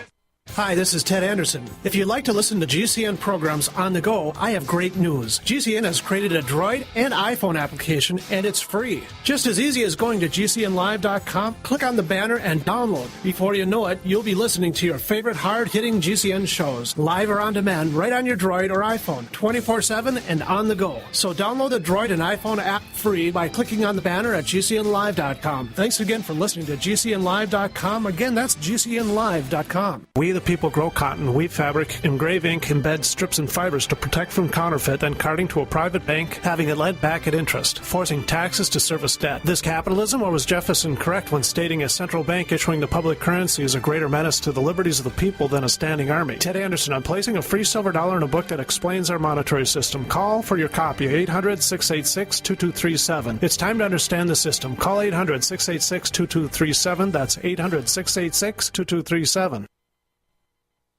Alabama, it's coming, and it's the event you and your family will not want to miss. The Southern Preppers Convention and Green Living Expo, Saturday and Sunday, September 7th and 8th at the newly renovated Oxford Civic Center in Oxford, Alabama, where admission is totally free. There's something for everyone. Free classes and seminars on topics like food preparation, food harvesting, and food preservation. Free giveaways every 30 minutes. You could win seed kits, food, doTERRA oil, starter kits, water filters, and more, including a year's supply of food. Guest speakers include Bob from Black Dog Survival School, Mike from White Harvest Seeds, Dr. Tom Stoner from Dr. Med Kits, and more. And be sure to stop by and check out the Longevity booth. The Southern Preppers Convention and Green Living Expo, September 7th and 8th. A weekend of education and preparation that's totally free to attend. Don't forget, the Country Inn and Suites in Oxford has special rates available for those who attend the expo. Get all the details at thesouthernpreppers.com. That's thesouthernpreppers.com.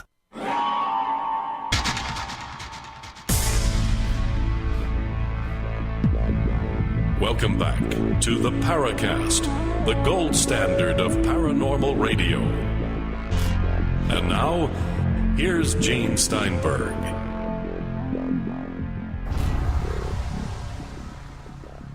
So, Chris O'Brien, you never heard of the Dero elevator, did you? No, that's a new one on me. I've always wondered. There's some pretty interesting, buildings and elevators in New York. I have heard stories of elevators that if you hit the button a certain sequence, that it stops at an in-between unregistered floor. There's elevators that you can't go all the way to the penthouse unless you have, special access, or basement areas are similar. So it wouldn't surprise me a bit if there was some sort of, secret elevator at, let's say, Denver International Airport, or, Sulphur Springs, Arkansas. What is it, White Sulphur Springs, with the hotel that you have the big, huge underground continuation of government facility and all that. There's been some interesting news that's come out in the media lately about people kind of suggesting that the ruling elite since March have been stocking up their underground escape hatches, rat holes, if you will. So the culture has had for many generations stories about underground dwellers and areas, but we do know that the U.S. government has been very active underground and has established quite an infrastructure underground. To what extent, we don't really know. course, I do remember talking to a miner who worked underground at the Los Alamos lab, who claims his team broke into an ancient, what he described as at least 10,000-year-old workmanship that obviously was man-made tunnel system. And so this wouldn't surprise me a bit, Gene. Well, all the things we're hearing now about the admission that there really is an Area 51. Are you surprised? About the influences of fiction. Like, for example, I expect that Dan Aykroyd, when he was involved in the writing of the original Ghostbusters, and he's interested in psychic phenomena, was thinking about the phenomenon of certain buildings being doorways to psychic events or strange creatures.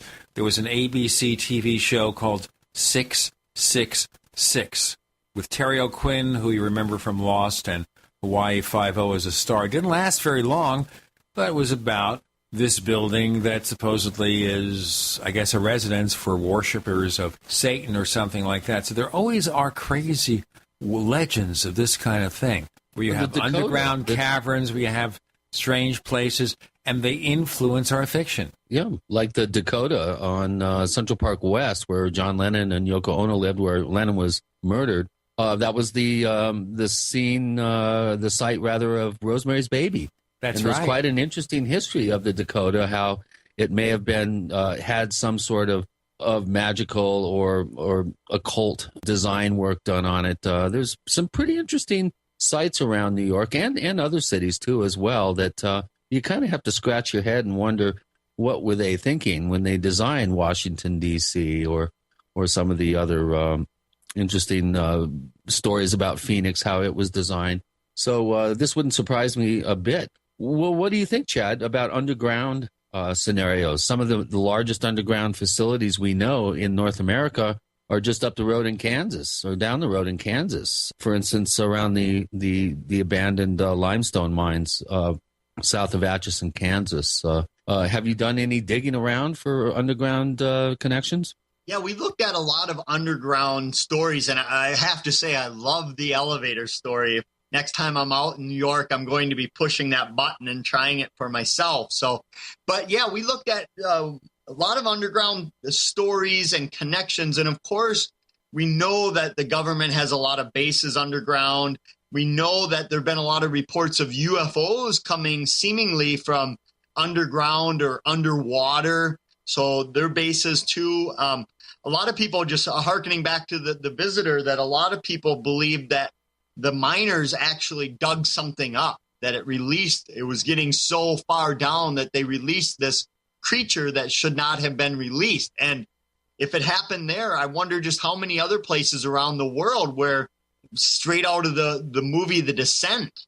Yeah, or Rain of Fire, when who was it? Christian Bale's parents accidentally broke into an underground lair of a dragon and released it in London, and they took over the planet and burnt everything. Well, of course, it starts to read like an H.P. Lovecraft novel, where you always talked about these ancient creatures from below the earth. It's interesting. Richard Shaver told me he thought Lovecraft was putting factual elements in his fiction.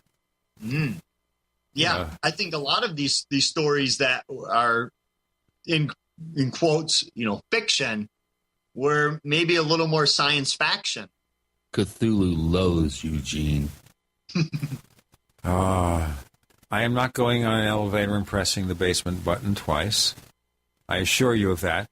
I am not looking for secret keys. I am not looking to enter a cave. And we used to have a joke when, years ago, we visited Major Donald Kehoe, the pioneer UFO researcher, near his home. He lived in Luray, Virginia, near the caverns. And, of course, Kehoe didn't invite us to his home. We met at a diner. And maybe we had some sandwiches or some refreshments. But we used to joke, this is back in the 1960s, maybe Kehoe's real home was in those caverns. Well, Peter Davenport lives in an underground abandoned missile silo. I don't think he's fully living there yet. I think he's still basically reconditioning it. Oh, well, he wants to live in an abandoned night. Yes, he does. But if you remember the last time he was on the show, I asked him. Right. And he said they were still trying to pay for the door. They had to do all this renovation. And eventually he'd be living there. Then we'll visit him, We'll go up there and visit him. That might be fun. You'll shoot some video. Of course, we may not return, so that might be, prior to the last episode of the Paracast. Just think about that. I always think if I go on this investigation, someone else will be doing the show next week because I won't be able to. Just don't go on an underground cavern tour with a tour guide named Dante. I don't think so. Not even Joe Dante, the director. Chris, any more questions, or have we covered everything? Well, we have covered a lot of the areas that the questions address, but here's an interesting one. This comes from Steve C., who I mentioned was a lurker at the Paracast. He's not a lurker. He's actually posting messages and getting involved at forum.theparacast.com. Steve, shout out to you. Do you, Chad, find any similarities between this creature and reports of a flying humanoid creature a few years ago in Mexico? If you will recall, there was a spate of these sightings, I think in the end of the 90s, beginning of the 2000s, where these strange, I guess, witch-like creatures were seen flying around Mexico. And I've had a number of sightings in the San Luis Valley over the past 3 years of a winged flying humanoid, kind of similar to a cross between Mothman and Dracula or something. Do you see any similarities at all between these recent reports and the visitor? Well, certainly the ability of flight, and for some of them looking as though these humanoids have wings, or that they're able to fly without necessarily flapping, almost as though they're sailing. So I think those are a lot of similarities too, the dark features of these humanoids, if you will. And that's one thing about the visitors, that we don't necessarily know what color it was. It was never reported, so we always assume that it was black or a dark color. Even at night, it would have appeared that way. So that's just kind of what we attributed to it. So I think it's possible that these things are the same thing that have been appearing for hundreds of years. I don't know what to tell you. As I said, I don't want to go down there, but certainly it's clear something weird did happen, and we could always hope that when you have a book like this, it will encourage people to dig into their attics, and maybe there are diaries and other records of people who lived at the time. They can tell us more about what happened, because it just opens up the climate, and you become so curious that something is going on out there, and you want to see what happened. But I'll tell you, it seemed to have produced more evidence of this case. Once again, I'm going to raise it, and they'll be attacking me in the morning, as they always do. More evidence that this case occurred than the Aztec case occurred. Do you agree with me, Chris? I'll answer it on the other side. With Gene and Chris, you're in the Paracast.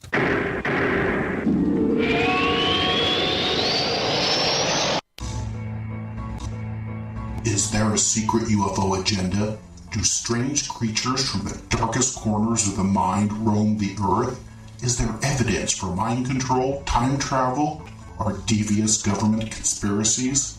Find out the inside scoop on the latest conspiracies, paranormal activity, and Fortean phenomena when you subscribe to Tim Beckley's Conspiracy Journal. It's jam-packed with stories, special book and DVD promotions, and the best news, it's absolutely free, sent right to your mailbox. Plus, a bonus free email newsletter sent out every Friday. Simply send an email with your name and address to Mr. UFO at webtv.net. That's Mr. UFO at webtv.net. Find out what they don't want you to know.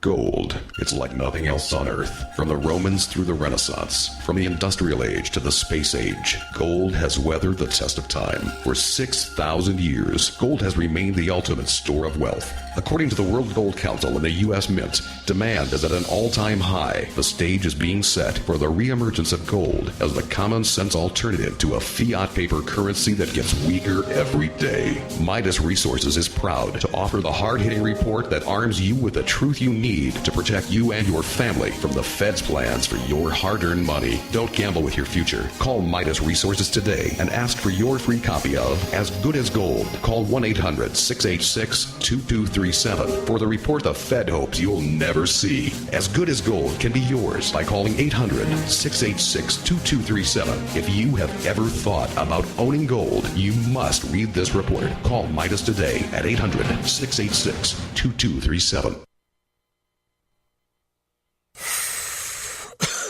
Are you still a traditional smoker? Now experience a new lifestyle and try vaping with e-cigarettes by LeSig. Imagine no ashes, stains, nasty smell, or coughing and hacking. With LeSig e-cigarettes' revolutionary microelectronic technology, rechargeable battery, and unique replaceable cartridge, you'll get all the benefits and satisfaction of smoking without the hazards. Choose your taste from a wide variety of our new American-made vape-free e-liquids at LeSig.com. And LeSig smokes the competition by serving thousands of worldwide customers with real people customer service, fast, free, same-day shipping, and a 30-day warranty and satisfaction guarantee. So are you ready for a new vaping lifestyle? Then call 870-518-4307. That's 870-518-4307. Or visit LeSig.com, spelled LECIG.com. LeSig e-cigarettes for today's modern smoker. How's your pH today? Are you acidic? How alkaline is your blood and body? What is the pH of the water you drink? We are AlkaVision, and we have the answers. Drinking pure, high-alkaline water is one of the most important factors in maintaining vibrant health and high energy, because bacteria and viruses cannot survive in an alkaline, high pH environment. If your drinking water isn't at a pH level of 8 or higher, boost it with AlkaVision Plasma pH Drops. Our unique formula will alkalize your water, ridding your body of harmful toxins and acid, and help regain energy and health. Simply add 10 drops of AlkaVision Plasma pH Drops to help your body rid itself of acidic waste, increase oxygen, and raise the pH of your body to optimal levels. Order your bottle of AlkaVision Plasma pH Drops for only $29.95 at alkavision.com, spelled ALKA Vision.com, or call 800-518-7615, 800-518-7615. Alkalize your body, supercharge your health at alkavision.com. We'd like to hear from you. If you have a comment or question about the Paracast, send it to news@theparacast.com. That's news@theparacast.com. And don't forget to visit our famous Paracast community forums at forum.theparacast.com. With Gene and Chris in the Paracast, we have Chad Lewis, co-author of The Van Meter Visitor. And I'll ask him to tell us something about his co-authors in a moment. But Chris, don't you think this case maybe has more evidence in favor of it than Aztec? I do, Gene. And, being in the process of just combing the archives and looking through historical research for old cases that go back to the Middle Ages, I think I've identified, for instance, the oldest known documented description of livestock mutilations from 1606 in England in the diary and court records of James I of England. I'm so happy that Chad and his co-authors have found this primary account from the time and then been able to build on it and use that as a signpost and kind of a pathways to investigative pathways to do research. That is one thing that's glaringly deficient and missing from the Aztec case. We don't have anything from the actual time period where this was alleged to have occurred that's part of the public record, whether it's a media account, diary account, journals, police reports, anything like that. In the case of the Van Meter Visitor, we do have a very compelling case that actually gained some traction in the media. My hat's off to you. This is, Chad, I've been going through this just recently here myself. This is a very difficult, even in this, this wonderful age of the internet, it's still very difficult to do research back over 100 years like this. And my hat's off to you. I thank you. And most of it, was done just through digging. That nowadays, if you get a case of something, you can just do it all on the internet. But most of this was off internet that we had to dig through the old archives, the microfilm, the microfiche, and God forbid, actually interview people around the area. You had to actually travel somewhere. Yes. And that was the most fun for me, is that I think when you go to some of these places, whether you're out in the middle of the desert in Aztec where the old sign says where it allegedly crashed, or you're looking at the, downtown Point Pleasant, West Virginia, that I think it's important to be at some of these places to get a feel of what may have happened or what they were seeing. And obviously, even if you go there and nothing happens, you're going to have a blast getting there. And that's half the fun, taking the back roads, staying at these mom and pop motels that you might normally not have the courage to do so. Do they have internet access at least? Yes, they did. Very sketchy. The town doesn't have a hotel or motel. Again, it's almost as though little has changed since 1903. And in fact, since 1903, the downtown itself has shrunk over the years. So there's less businesses there. Wow. So you can really walk through downtown Van Meter and say, hey, I'm in 1903.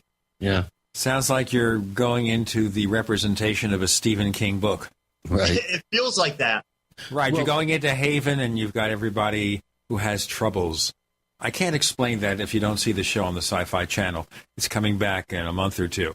And you just watch it and watch the mythos. It's really fascinating. Chris? Yeah, I was going to ask you, in your research endeavors and travels through the history of Iowa, I just today was working on a section of my new book called Stalking the Herd, which is a case history and an analysis of the cattle mutilation phenomenon. Some of the earliest cases in the 1970s, prior to this becoming a huge news story and the panic and hysteria really that grew out of the events that occurred in 74 and especially 75 and 76, back in 1971, there were a series of very interesting pig abductions in Iowa that in one case, it was 59 animals, and they were the best animals from the entire hog farm, according to the owner, were just swooped down and taken away, presumably by helicopters. Helicopters were sighted by law enforcement in the area right around the time when these pigs were reported missing. Have you done any sort of digging or come across any sort of information from the late 60s, early 70s about strange animal abductions or mutilation cases from that part of Iowa or Kansas, anywhere in the Midwest there? No, certainly not dating that far back. And I'd be interested in hearing more of your research and the fact that, 1970s, early 70s of these creatures being missing, especially the pigs rather than cattle or even horse. Was there ever an explanation given? No. Military-style helicopter with a strange circular white marking just in front of the tail was about as much information as was really present in police reports and a few very small mentions in local papers at the time. But evidently there were quite a number of these in the spring of 71 into the summer. And then it seemed to hopscotch to Kansas. There were some cases in Missouri, kind of northwestern Missouri, where animals were found shot in some cases, but mostly just plain disappeared. I have a theory that possibly some of the perpetrators of these particular controversial crimes, if you will, figured out that it was probably less problematic to leave the animals there than to take them and generate police reports and newspaper stories and that sort of thing. And we do see a definite switch in tactics as we go through the fall into the winter of 71 into the spring of 72. Then these animals tended to be cattle and they tended to be left behind. So, but if you do ever happen on any sort of documentation or stories, newspaper articles, mentions of early 70s cases, I'd really love it if you'd let me know, because I feel these early cases prior to the media getting involved could be really, really important in terms of possibly helping us identify the perpetrators. Yeah, it sounds fascinating research. And again, I'm just very interested in these creatures being taken instead of, found with all of their remains removed, the sexual organs removed. I love the fact that they're just gone.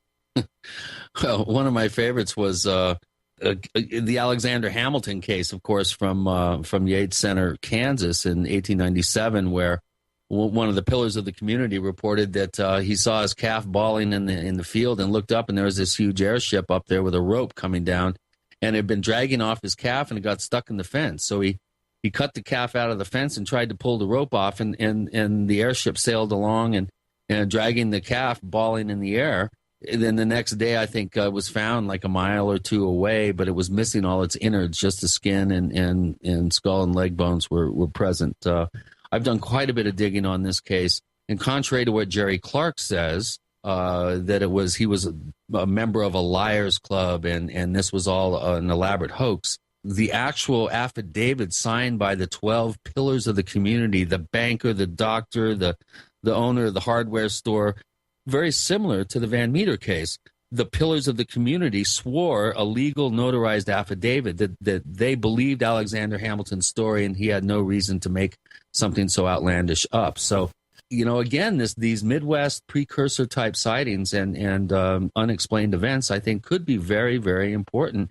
And that's why I'm really happy that you and your co-authors have taken the time and taken the it upon yourselves to go ahead and look into a very interesting standalone case like this. It is fascinating to go through the book and to read all the amazing research you guys did. We have Chad Lewis joining us, one of the authors of the Van Meter Visitor. With Gene and with Chris, you're in the Paracast.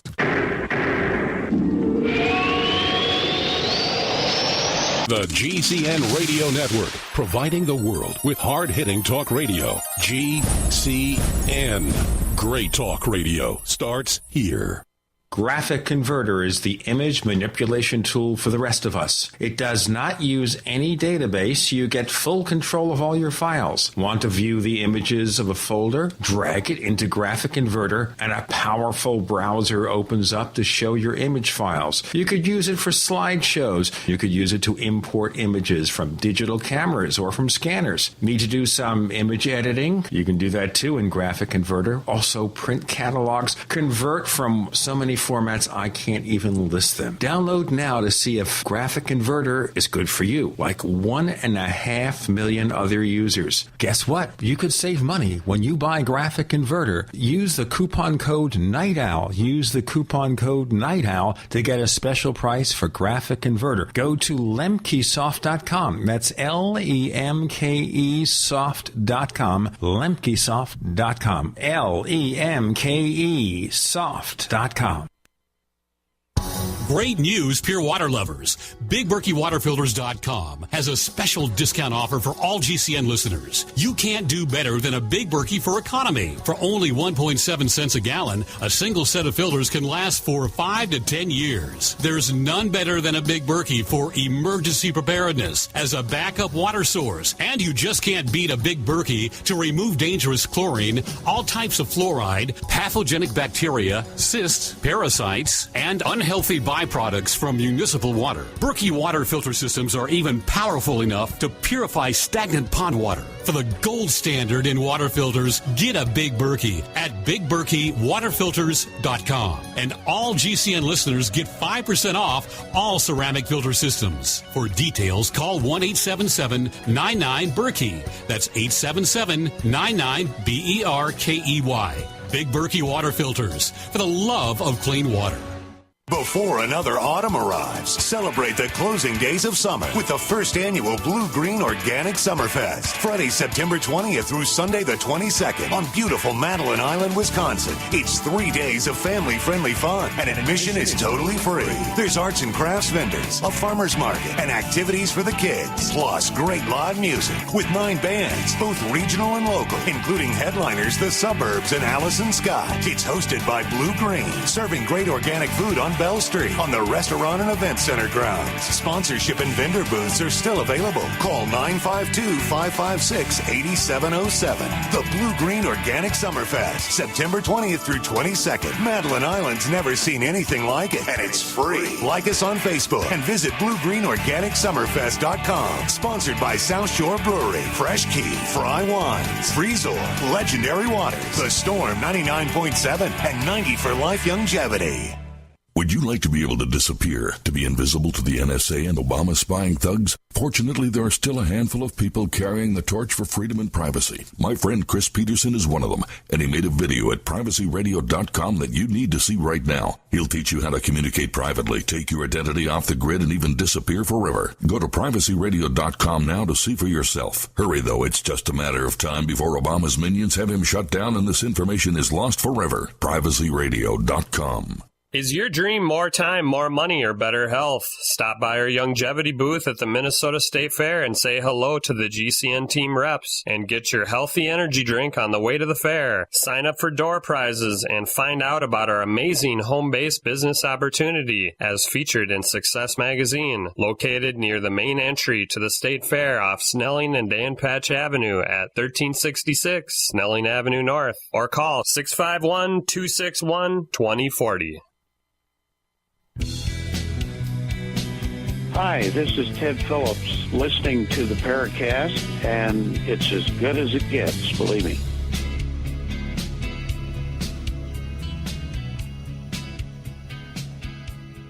So if our friend, my friend of maybe 40 years, Jerry Clark, listens to you right now, Chris O'Brien, I suppose he will disagree, but maybe next time he comes on the show, we'll talk to him about it, okay? I will, and I'll also ask him about the conversation he had with another researcher about that particular case. So. That'll be fascinating. Chad, before we go on, I wanted to ask you quickly here. We've talked to you, and you're just one of 3 authors of this book. Can you tell us about your colleagues? Yes, that should be noted. Again, I'm just one of the 3 researchers, and the other 2 are Noah Voss and Kevin Nelson, who the media have dubbed them the real-life Winchesters from, obviously, from the TV show Supernatural.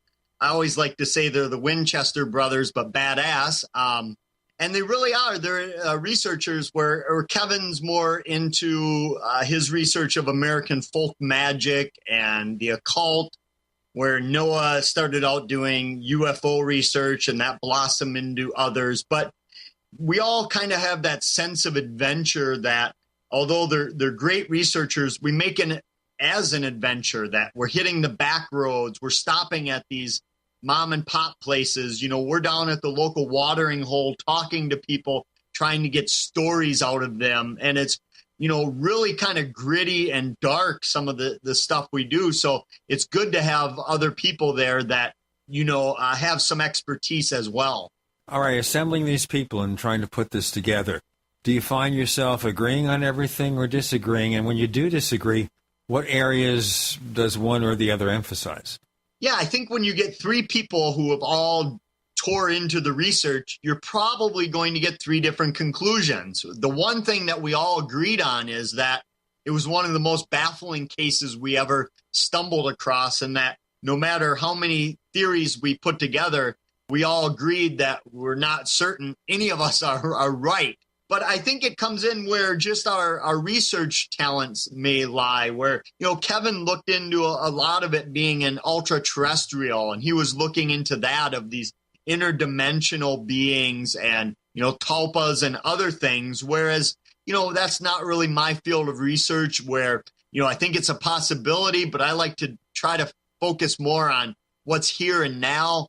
Whereas, you know, Noah brought up other things, that it might have been just a cryptid of the time or a known animal that was misidentified. So I think rather than a lot of disagreements, we all tried to focus on our strengths and what we could bring to the research, where I think that's very important when you're dealing with a new case where there are a lot of dead ends. It's good to have that critical thinking of, where can we go next with this? If we don't have this record, where else can we find it? How long have you guys been working together on this kind of investigation? Yeah, we've been legend tripping around the U.S. and the world for about 15 years now, and they're the core researchers that I deal with quite a bit. Actually, Noah and I just got back on Monday from an expedition to Lake Pepin to capture the sea monster called Peppy there, which unfortunately we came back empty-handed, but we did rescue a paddle boat that was stranded with dozens of tourists on it. So there's something to say about that. So we have a Batman-like creature in your book, and you guys are acting like Batman. Yeah, we got this call. We were on Lake Pepin, which is on the Mississippi River, bordering Wisconsin and Minnesota. It's about 25 miles long, 2 miles wide. It really looks like Loch Ness. If you were thrown into Lake Pepin, because of the bluffs and the size of the place, you wouldn't be able to tell where you were at, except I was able to swim in Lake Pepin, and when I put my foot in Loch Ness, it felt like someone was throwing pins in it. I'm from Wisconsin, and I'm used to cold water, but boy, let me tell you, Loch Ness is freezing. But they have a lot of similarities. But yeah, we were out. We got a distress call from a tourist boat that operates an old paddle boat. And we happened to have a big expedition rig, so we were able to swing by and make some huge wakes to pull them off the sandbar. And there were a few dozen cheering tourists, but put it all in a day's work for a monster hunter. Let me ask you, amongst your travels, have you run into many cases where there's just nothing there? You look at all the information, you look at the records, you come out and say, you know what, someone's playing a game with us. There's no authenticity to it. Yes, normally it's not where I think people are hoaxing intentionally. Most of the time, I just tack it up to being a folklore or legend. Down in Central America, they have a creature they call the La Llorona. And it's this beautiful woman that would appear on the side of a riverbank and lure men into the woods where she would turn into a giant snake and devour the men. I think it was nothing more than women telling this to their husbands so they come home after work.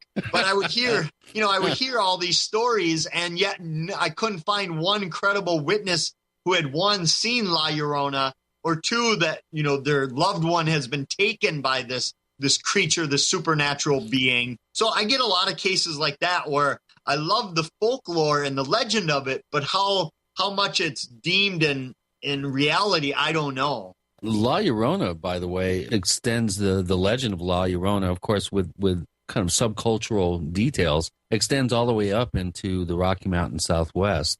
Also, I've done a bit of digging into this particular urban myth or legend, if you will. And it does have, it seemingly has a history going all the way back to pre-Spanish conquest of America back into Spain.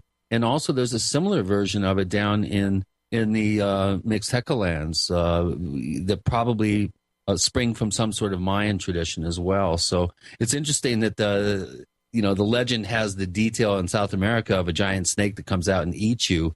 Basically up in Colorado, it's just a woman wailing for her children, and she's the sound of her voice is terrifying enough to keep anybody away from looking for her. And if you were one of her kids, you would wonder what things you did bad for her to be wailing at you. Well, the kids drowned. That's why she was wailing, as far as the legend goes. And so that's half the fun, is watching these stories progress, that, the woman who's lost her children out there, like, the Irish banshee out there wailing away, and how it varies not only in different countries, but even in the U.S., in different portions. These legends have little twists and turns to them that I think are fascinating to research.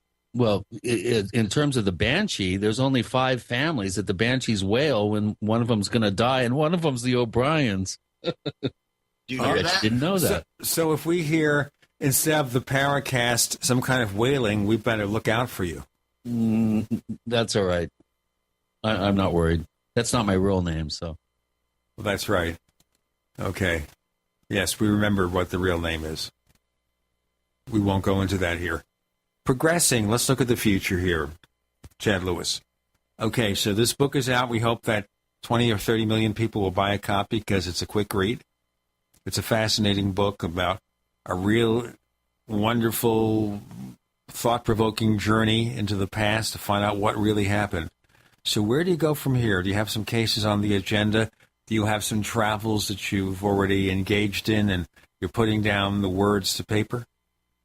Yeah, I'm doing right now a book on Wisconsin sea serpents. Now, believe it or not, in my home state, during the late 1800s, early 1900s, we had several dozen lakes, rivers, and streams that were all thought to be inhabited by these giant beasts, some of which are still thought to be there today. So that's what I'm working on right now. Of course, every time we do a new printing of the Van Meter Visitor, we're adding new stuff. And eventually, I hope with shows like this, that the word gets out where people start digging through their family history, that maybe one day we'll put out the final edition of it where the case will be solved one way or the other. And that's my main goal, is to keep adding evidence, because I feel this is a case that will probably linger on for many more years. And maybe some more evidence will come. Like I said, something in the attic somewhere. Maybe you grew up in Van Meter. Maybe you still live there. but you have this stuff in the attic. Maybe Brad Steiger has it. He, of course, has a huge amount of information. He lives in Iowa. He has all the information. Chad Lewis joins us with Gene and Chris. You're in the Paracast.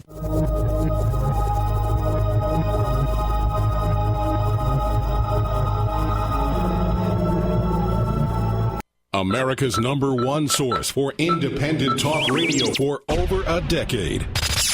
We are the GCN Radio Network.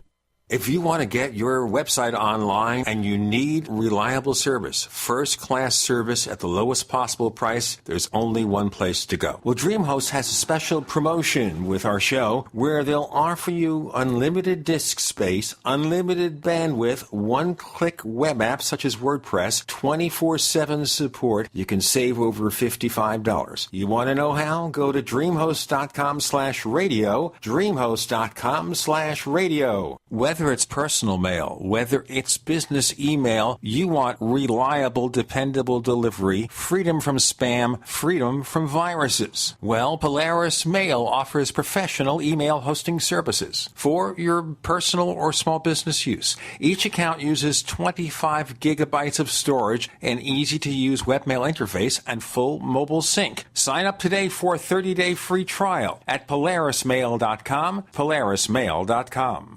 There are those curious about Bitcoins and those using and making money with Bitcoins. What are Bitcoins? A Bitcoin is the first decentralized currency that can be easily transferred from person to person over the internet. No bank needed. This means lower fees and accounts can never be frozen, limited, or closed. You are in control of your money. And the best part? You can start earning and making money with Bitcoins right away. No computer or expertise is required to earn money with Bitcoins, and a growing number of merchants now accept Bitcoins. Plus, they're easily exchanged for dollars, euros, and more. Learn more about the easiest, cheapest, most profitable way to enter the Bitcoin market and get paid every 2 weeks by one of the fastest growing Bitcoin miners in the world at cloudhashing.com. Just like it sounds, cloudhashing.com. That's cloudhashing.com. We mine your business.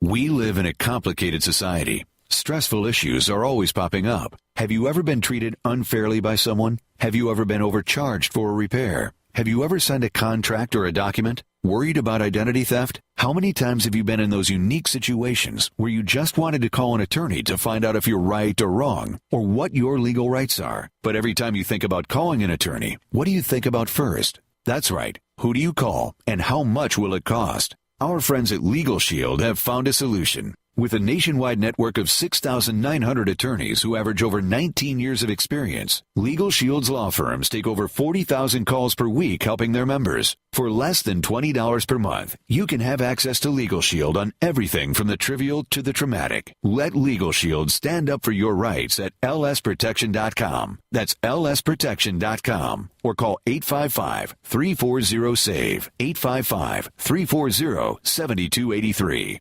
Ouch! My back is out again. Hi, Dr. Ortman with Wellspring Spinal Care. If you're experiencing neck, mid, or lower back pain, this information is for you. One of the complaints that I hear is patients receive their typical adjustment, only having to repeat them as the pain returns. Putting the bones back in place is only half of the battle. At Wellspring Spinal Care, we have the entire solution. We use the NUCA approach, utilizing three-dimensional x-rays and gentle touch technology to deliver specific correction. We then design a custom nutritional supplement program which provides essential nutrients targeting the areas of concern. With a NUCA approach and proper nutrition, you'll be on your way to a faster and more permanent recovery. To get you on the road to wellness, visit drortman.com. That's drortman.com, or call us today, 952-303-9124. That's 952-303-9124. Wellspring Spinal Care, chiropractic done right. Hi, this is nuclear physicist lecturer Stanton Friedman. You are listening to the Paracast, the gold standard of paranormal radio.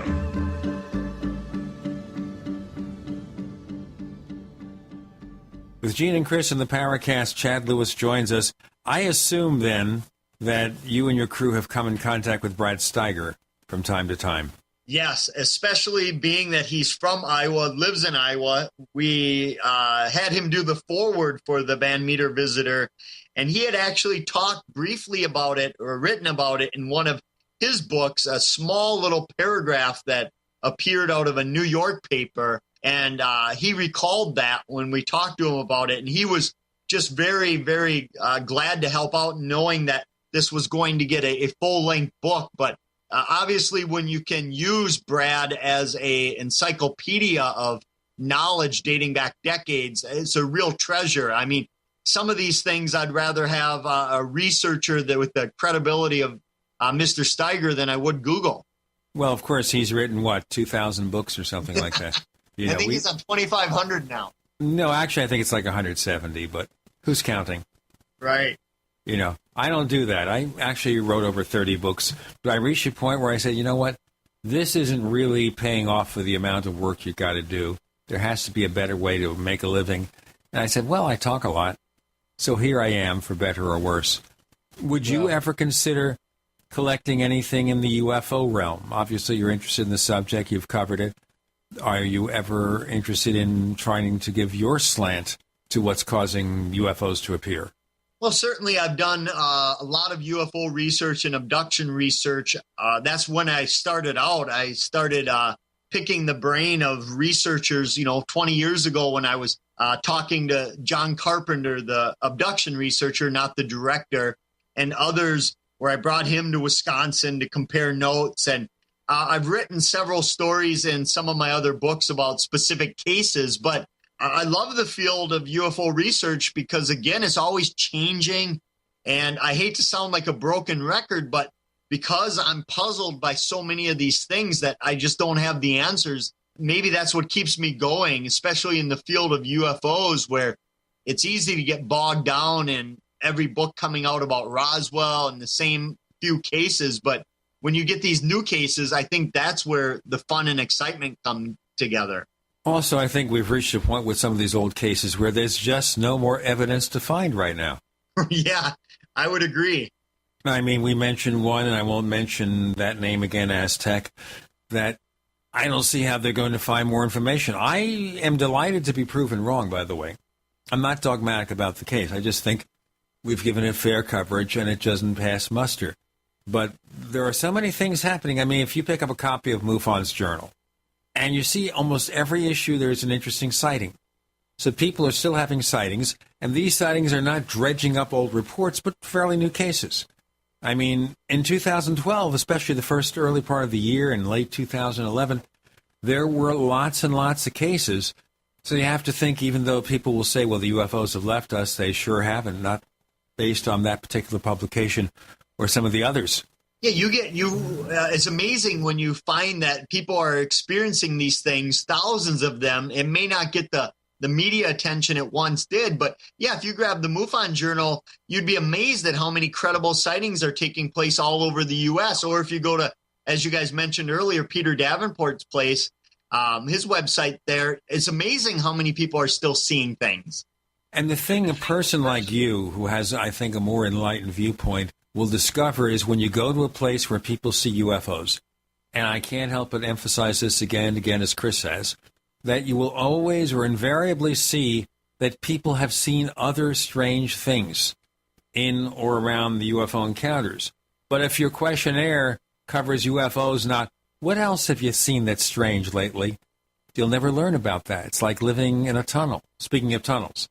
That's an amazing point, and I agree completely with that. When we're researching a case, whether it's a haunting or UFOs, we always throw out there that while let's say it's a UFO, we'll always say, well, anything else weird, hauntings, cattle mutilations, just anything out of the ordinary. And it's amazing when you ask people sometimes about what you're investigating, and they say, nope, never heard of that. And then you bring up other things, and they'll say, oh, but you might be interested in this. That shouldn't hold only to paranormal type events. I also look for aberrant social behavior, weird weather, strange series of synchronicities and coincidences, any number of a litany of things that can occur that may give us some sort of insight into a wave of activity. And it tends to be multidiscipline type activity as well. I think we're waiting for you, Chad, to say something. Oh, okay. I thought you would jump in again there. I agree 100% that you have to expand what you're asking about. And oftentimes it may not happen right away. It may be a witness can't think of anything or recall it. But as the days go on, they may contact you and say, I don't know if this really fits, but you might be interested in what happened here. And I think sometimes if you're just too focused in on one thing, where some people, that's their main focus of one case, I think you might lose out on some of these other areas. And the thing is here, look, after all these years that we've been studying, say, UFOs, we have gone nowhere. Take a book from the 1950s from Kehoe and other people, Edward Ruppelt, and read the contents, read about the cases, and tell me if we know anything more about the phenomenon today than we did 60 years ago. If you can tell me that, well, maybe I'm wrong. But I don't see it. And I think if we open our eyes to a wide and wonderful and sometimes frightening paranormal world out there, we're going to discover that a lot of crazy things are going on under our very noses. And certainly the mainstream media doesn't know about it because they're too busy with silly political talk, mindless political talk about stuff that sometimes doesn't even make any sense. And they don't explore what's going on in this country. We can talk about that on a different show.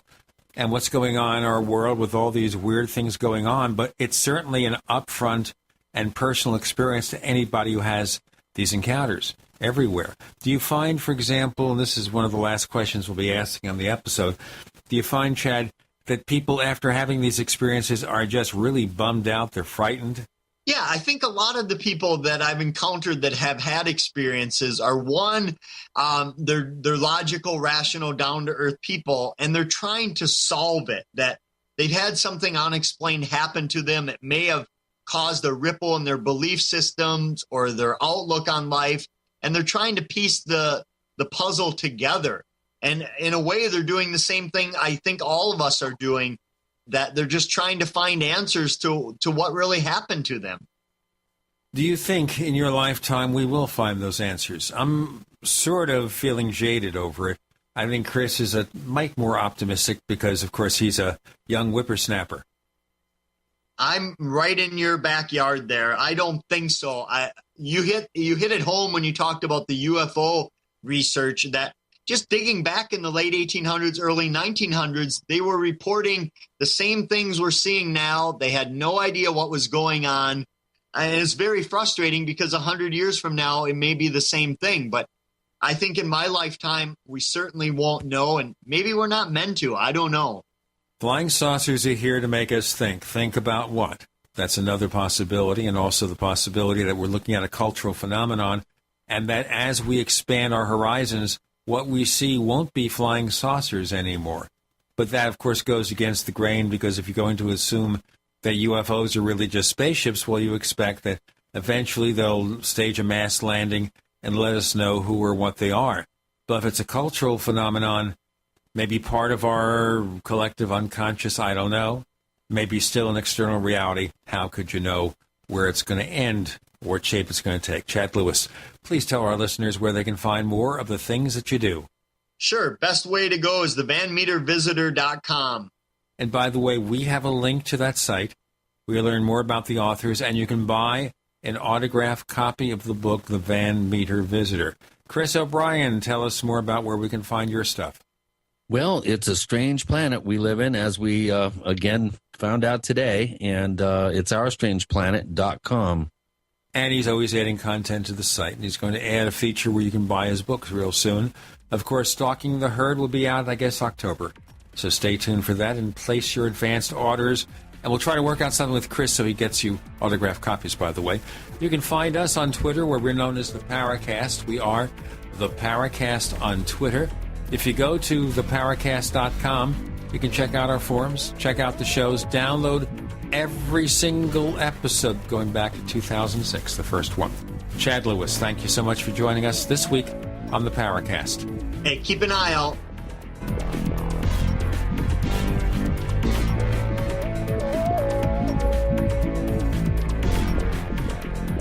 The Paracast, featuring Gene Steinberg and Christopher O'Brien, is a copyrighted presentation of Making the Impossible Incorporated.